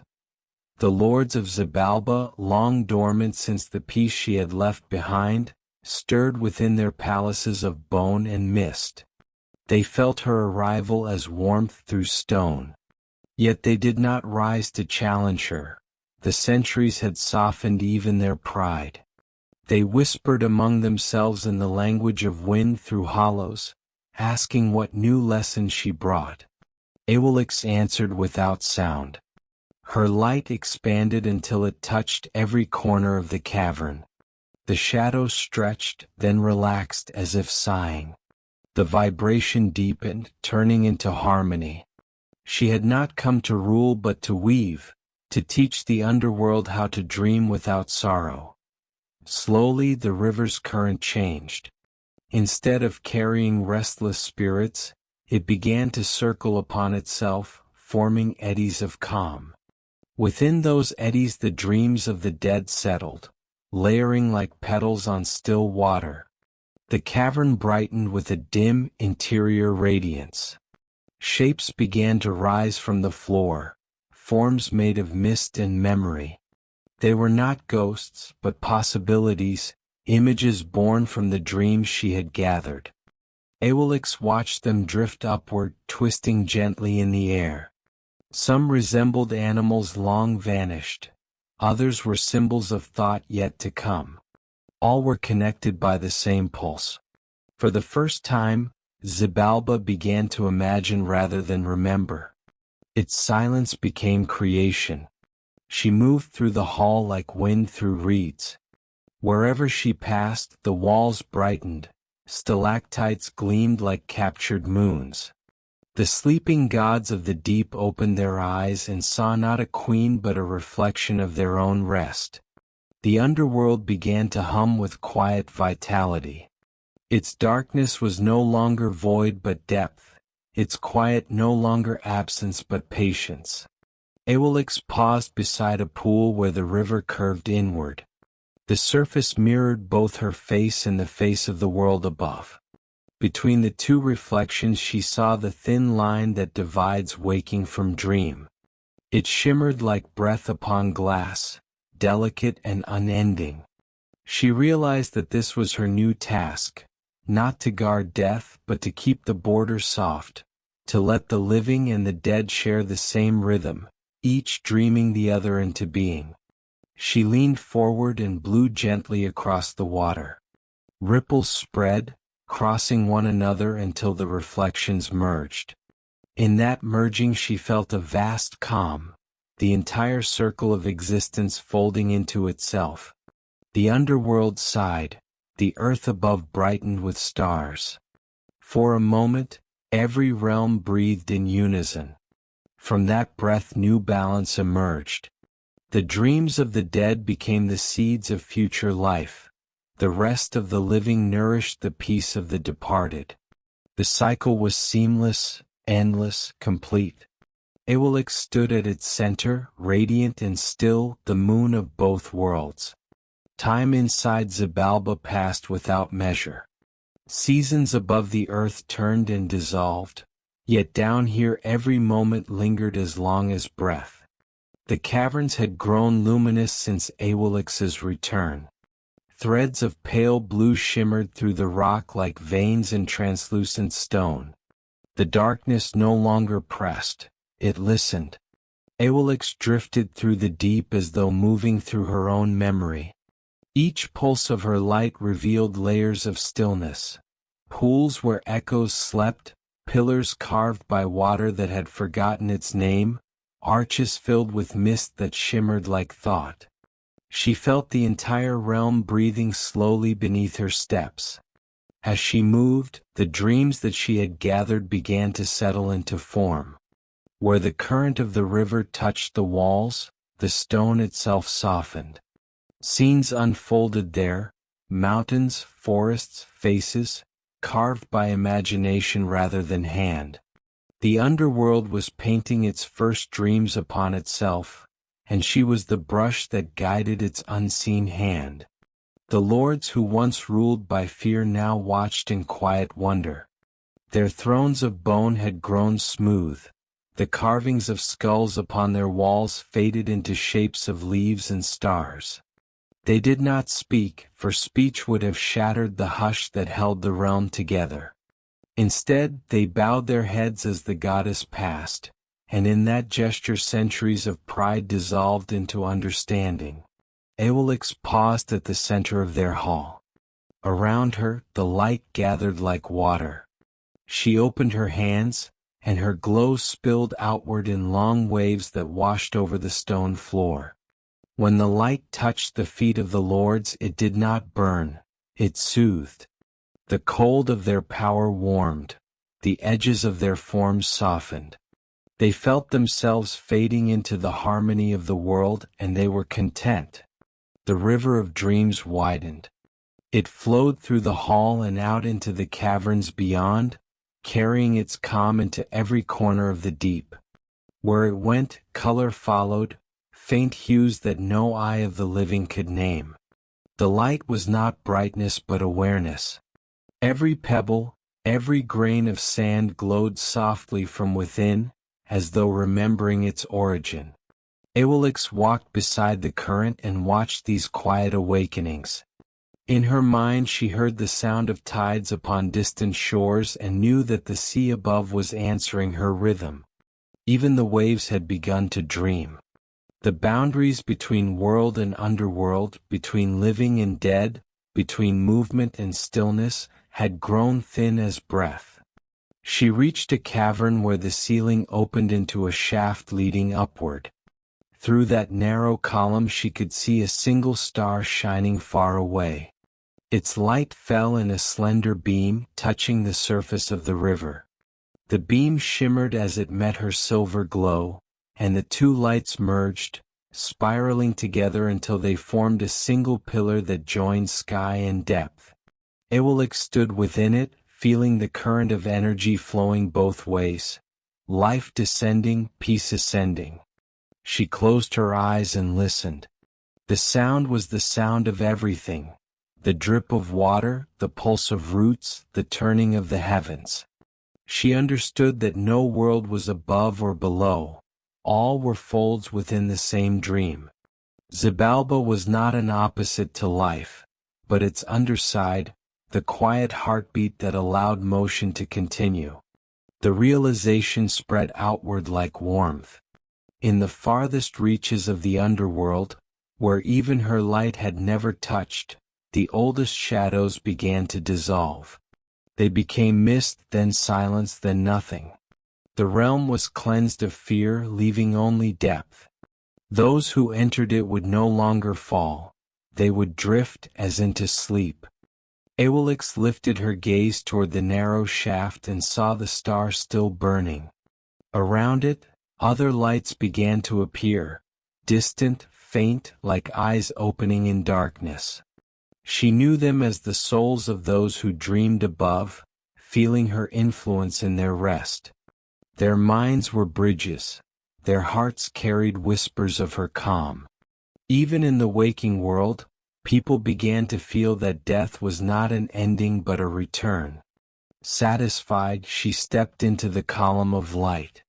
The current of her river rose with her, turning into vapor that shimmered like silver dust. She ascended slowly, passing through layers of rock and soil until the night air touched her face again. The forest greeted her with silence. The moon hung full and the stars gathered close, reflecting the light she carried upward from the deep. For a moment she lingered above the mouth of the cavern. The breath of Xibalba rose after her, no longer heavy but soft, fragrant with minerals and memory. She released it into the sky, and it spread across the horizon as a band of faint light, the road between worlds, invisible to most but known to every soul that would ever dream. Then she turned her face to the east. The horizon shimmered with the first hint of dawn. She did not retreat as before. She allowed the sun to rise beside her, gold merging with silver. Day and night stood together, sharing one sky. The lesson of the underworld had become the rhythm of the world above. That even in awakening, one must remember how to rest. Awilix rose higher, her glow soft and complete. The earth slept below, the heavens breathed above. Between them she moved, eternal and calm. the guardian of endings, the keeper of beginnings, the silence within the dream of all things. When night returned, Awilix lingered near the edge of the sky, gazing down upon the world that slept beneath her. The jungles were oceans of shadow, their leaves glimmering with the faint residue of dew. The rivers wound through them like threads of glass, each carrying a fragment of her reflection. Above it all, silence spread like a fabric woven from wind and moonlight. She could still feel the heartbeat of Xibalba beneath her, slower now, content. The dreams that had once drifted aimless in its depths were steady, breathing in harmony with the world above. The lords who had feared her calm now worshipped it in stillness. The underworld had become a mirror of her own serenity. Awilix rested at the threshold between worlds, neither ascending nor descending. This was the place she loved most, the thin border where opposites touched, the pause between inhalation and exhalation. Here she could listen to the entire song of creation at once, the murmur of roots, the whisper of tides, the faint crackle of stars cooling in the void. All of it moved to one rhythm, her rhythm. Time passed like water sliding over stone. The people of the earth changed, their languages shifted, their cities rose and crumbled. Yet every generation looked up at her and found peace. They called her by new names, built altars from clay, from jade, from memory. Some saw her as a goddess of hunt and night, others as a mother of dreams. Awilix accepted each vision with grace. Every name was a mirror, every prayer a reflection of the same stillness. Occasionally she drifted low enough to see them clearly. She watched as fires glowed in courtyards, as children slept beneath woven mats, as elders traced patterns in the dust to mark the passage of stars. The world pulsed with quiet faith. In their rituals she saw echoes of the dream she had left in Xibalba. Circles drawn upon earth, spirals carved in stone, dances that turned first to the left, then to the right, the choreography of balance. She was not worshipped out of fear. Her presence no longer demanded offerings of blood or flame. Instead, people offered silence, moments of still breath before sleep, pauses between words, the hush before dawn. Those were her temples now, invisible and innumerable. Wherever calm existed, there she lived. But peace, like all rhythms, must bend to remain alive. Deep within the underworld, a stirring began, a vibration so soft that even the lords did not notice. The dreams that had learned to flow gently began to shift again, forming patterns more complex than before. From stillness, movement was born. From harmony, creation. The underworld was not dying, it was dreaming anew. Awilix sensed the change and smiled. Cycles would always turn. What she had quieted would one day awaken. What she had awakened would one day rest. Her purpose was not to halt the turning, but to ensure it never became chaos. She spread her awareness downward, touching the dreams as they stirred. They responded like water beneath wind, rippling without breaking. From the surface of the earth, the people began to see new signs in the night sky. Faint streaks of light, meteors, crossed her face as if the moon herself were shedding fragments of thought. They called them messages, omens, gifts. They watched them fall into the sea and believed that the goddess was sending new ideas into the world. In truth, those were pieces of the underworld's dreams rising upward, seeking form. In time, those dreams took shape in the hearts of poets and healers. They began to speak of gentleness as strength, of rest as renewal. They told stories of the moon who taught even darkness how to breathe. Awilix listened and let their words become part of her light. Through them she continued her descent, not into earth this time but into memory. She often gazed upon the oceans, for water alone remembered without sound. Beneath her reflection the waves turned silver, and the fish swam in spirals that mimicked her own path across the heavens. The sea had become another version of Xibalba, endless, deep, and dreaming. She loved it for that. Its surface was always in motion, but beneath, the quiet remained unbroken. On nights of perfect calm, when clouds hid even the stars, Awilix would lower herself until her image lay wide upon the ocean. She would rest there, her light stretching from horizon to horizon, touching every shore.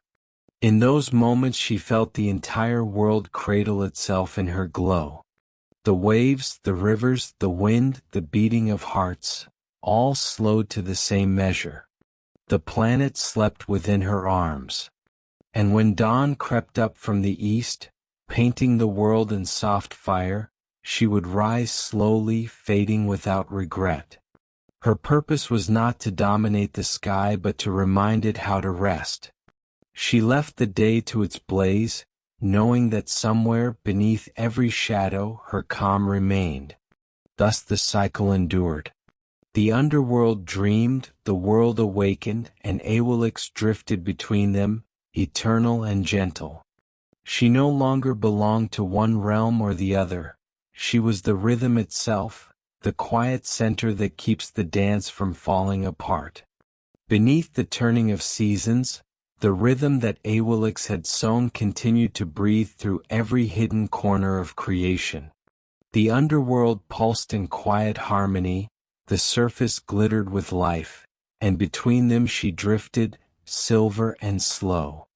On nights when the air was perfectly still, she would pause at the point where the shadow of the world touched the edge of her light. There she listened to the mingled hum of rivers and souls, of forests and memory. The two songs were no longer separate. They intertwined like strands of wind. In that harmony she heard the purpose of all descent, to teach what cannot be spoken, to remind every realm how to rest within itself. As ages rolled forward, the people above began to dream more deeply. They saw visions that felt older than their own minds, tunnels of stone glowing with quiet fire, rivers that sang, a woman of silver walking through caverns of calm. They awoke with tears or laughter, unable to name what they had seen, yet carrying peace in their chests. In this way Awilix reached them, not through temples or prayers, but through the interior landscape of sleep. The boundary between the living and the dead had become a bridge of dreams. She looked down upon this communion and felt wonder that did not fade. Creation was learning to dream of itself. The circle was complete. Still the circle must keep turning. Too much stillness becomes stone, too much motion becomes storm.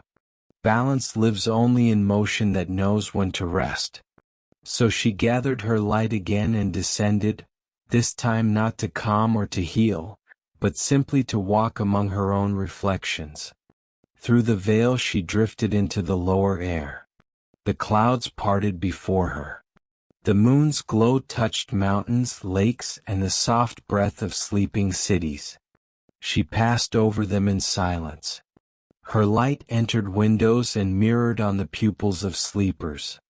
Each heartbeat she touched slowed to match her own pulse, and the dreams she gave were gentle ones, of rivers without end, of birds made from wind, of seas that carried memory instead of salt.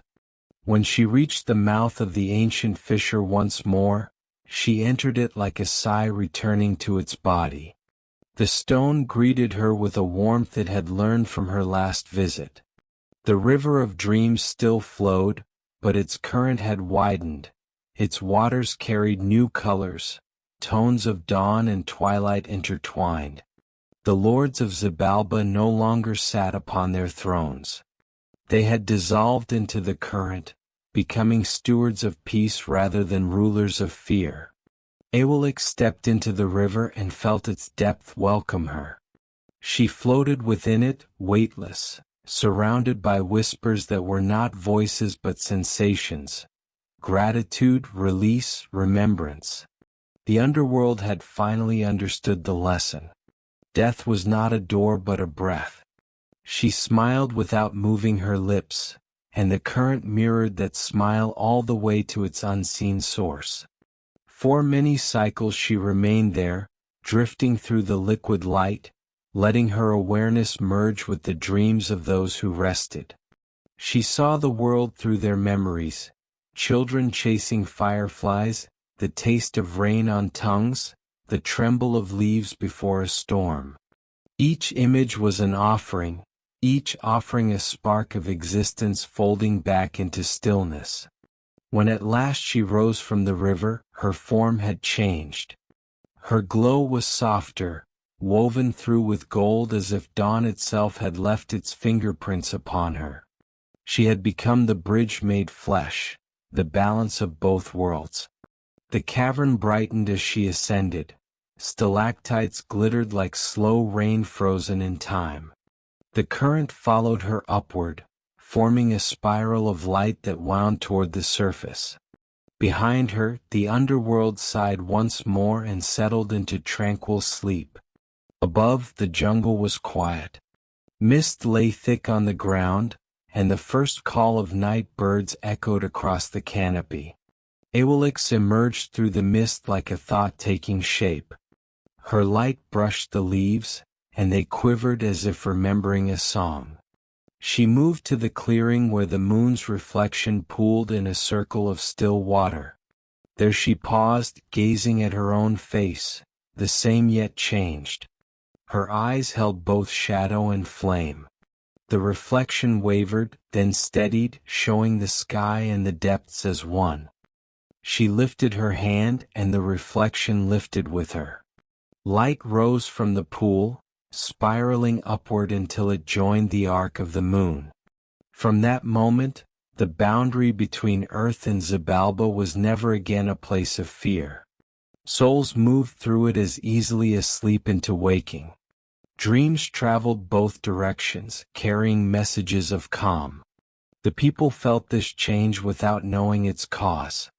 They began to speak of the second breath, a gentle wind that visited sleepers in the darkest hours, whispering comfort. They said it was the moon's sigh, the breath of the goddess who guarded their rest.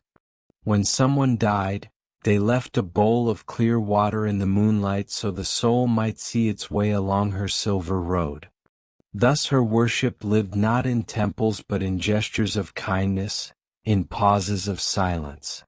Awilix watched them with quiet affection. Her purpose was complete, yet the circle would continue turning long after names were forgotten. She rose slowly through the blue shadow of dawn until she found her place among the stars. The sun began to climb beneath her, golden and fierce, but even its brilliance bowed slightly before her calm. Night yielded to day not in battle, but in ceremony. She drifted in her orbit, watching both realms breathe as one. The rivers above mirrored the rivers below. The songs of the living echoed the sighs of the dead. The goddess of rest had become the pulse of balance itself, unseen yet everywhere. Every time the world exhaled, her light trembled. Every time the world inhaled, her shadow deepened. The rhythm was eternal. And thus ended the dream of Xibalba. The underworld reborn not as prison but as peace. The goddess awakened not as ruler but as rhythm.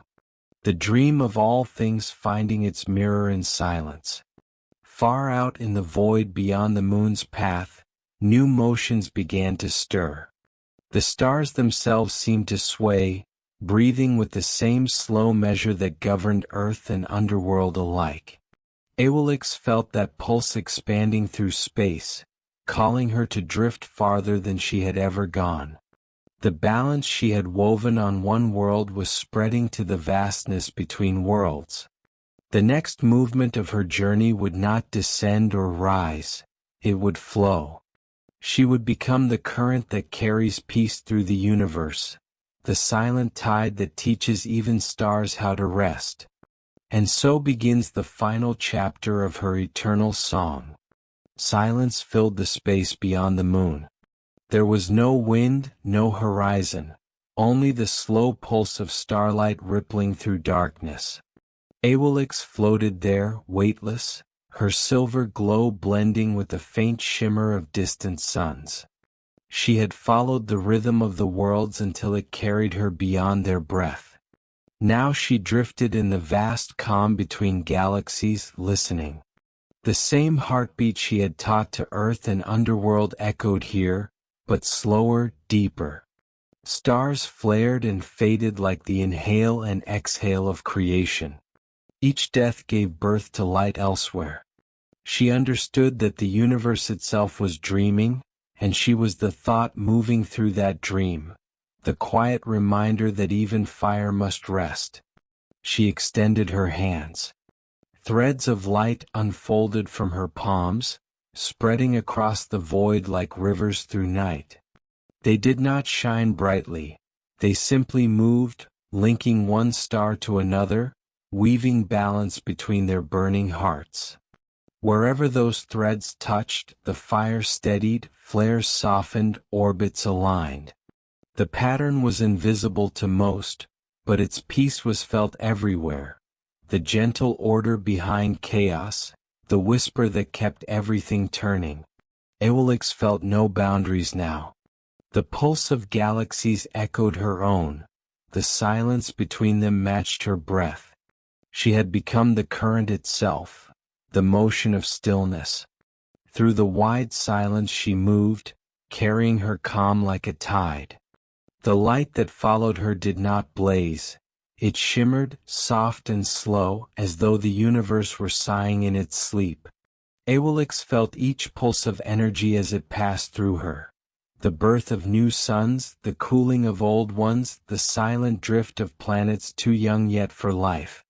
All of it beat to the same rhythm she had once learned in the rivers of Xibalba. As she drifted, she found places where chaos gathered, stars tearing themselves apart, dust colliding, fragments spinning wild. She did not command the storm to cease, she only touched it with stillness, and the fragments began to dance rather than collide. Patterns formed, rings, orbits, paths. From disorder came grace. From motion rest. Her light crossed distances that even thought could not measure. In the farthest reaches, she sensed the faint whisper of other worlds, seeds of life not yet awake. She brushed them gently with her glow, leaving a memory of balance within their dark oceans and frozen skies. When they someday learned to dream, they would remember her touch, not as a goddess but as the rhythm that lives in every breath. She did not speak, she did not rest. She was rest. And through her, the cosmos slept peacefully even while it moved. The further she drifted, the quieter everything became. Space itself seemed to listen. The light of distant stars dimmed to a gentle pulse, and between their intervals she felt the truth she had always known, that stillness is not emptiness, but presence too vast for sound. Awilix moved through that silence as through a vast ocean. Her glow trailed behind her in threads that curved and intertwined, marking invisible pathways between worlds. Those threads became the hidden rivers of the cosmos, carrying calm where chaos would one day bloom. She did not rule these currents. She was them, the peace that underlies the storm, the quiet that survives even in flame. Now and then she would sense the echo of life awakening somewhere far away, a flicker of awareness learning to see the stars. When that happened, she let her light bend ever so slightly toward that place. The new beings would feel her not as vision but as sensation, a hush before wonder, a breath before thought. In that single instant, awe was born, and awe is the seed of balance. Awilix smiled within herself, a smile made of radiance. She knew that her journey had no end, for peace does not finish, it flows. Wherever time moved she would move. Wherever light faltered she would rest. And so the eternal current carried her onward, endless and serene. Through ages beyond measure, Awilix drifted among the stars. Her journey no longer moved through distance but through being itself. Every pulse of light, every whisper of gravity, every quiet echo between galaxies carried her signature.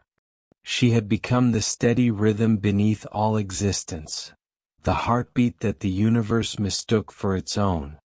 From her stillness, creation continued to bloom. Stars were born in the calm spaces she left behind. Worlds turned softly within her wake. The galaxies swayed like slow dancers, their spirals echoing the pattern she had once traced upon the rivers of Xibalba. In their motion her silence was the music. She gazed once more toward the distant speck of the world she had left behind. There it hung, small and blue, turning in its endless dream. She saw the silver line of rivers glint beneath clouds, the shimmer of seas, the shadow of mountains rising through mist. And she saw, faint but eternal, the reflection of her light upon its waters. The same pulse, the same breath, the same song. Awilix smiled. The circle was perfect. What began in descent had become ascension. What had once been silence within darkness had become peace within all things. She stretched her arms wide, and her glow spread through the cosmos in a single endless wave. It moved faster than time, softer than wind, touching everything: stars, dust, dreams, memory. For a single heartbeat, the entire universe inhaled together, then exhaled in calm. Night and day, life and death, motion and rest, all flowed as one. Her form dissolved into that brilliance. She was no longer the goddess watching from afar. She was the light within the watcher's eyes, the quiet in every breath before sleep. Her name faded, but her rhythm remained, unbroken, eternal. And in every dream where calm returns, in every moment when the world exhales after its storm, Awilix awakens again. She is the rest between stars. She is the reflection that makes darkness beautiful. She is the eternal current. And her story never ends. Now let the voice fade. Let the sound of words dissolve into the hum of your own breathing. You have walked with the goddess through shadow and starlight. You have seen the rhythm beneath all things. Remember it when you close your eyes tonight. The slow tide of peace that moves through every heart. The moonlight that softens even the deepest dream. Awilix is not gone. She simply rests within you. When you breathe slowly, she awakens. When you find stillness, she smiles. And when sleep finally gathers you into its arms, she will be there, guiding you through her endless, gentle current. So now rest. The story is complete. The night is yours, and the moon is watching. And now, dear listener, the story drifts away, like moonlight fading across calm water. Let your breathing slow. Let your thoughts become quiet waves. The night holds you. The stars guard your dreams. And somewhere beyond the clouds, Awilix smiles, watching, guiding, reminding the universe to rest. Sleep peacefully now. Until the next story, may your dreams flow with the eternal current. Good night.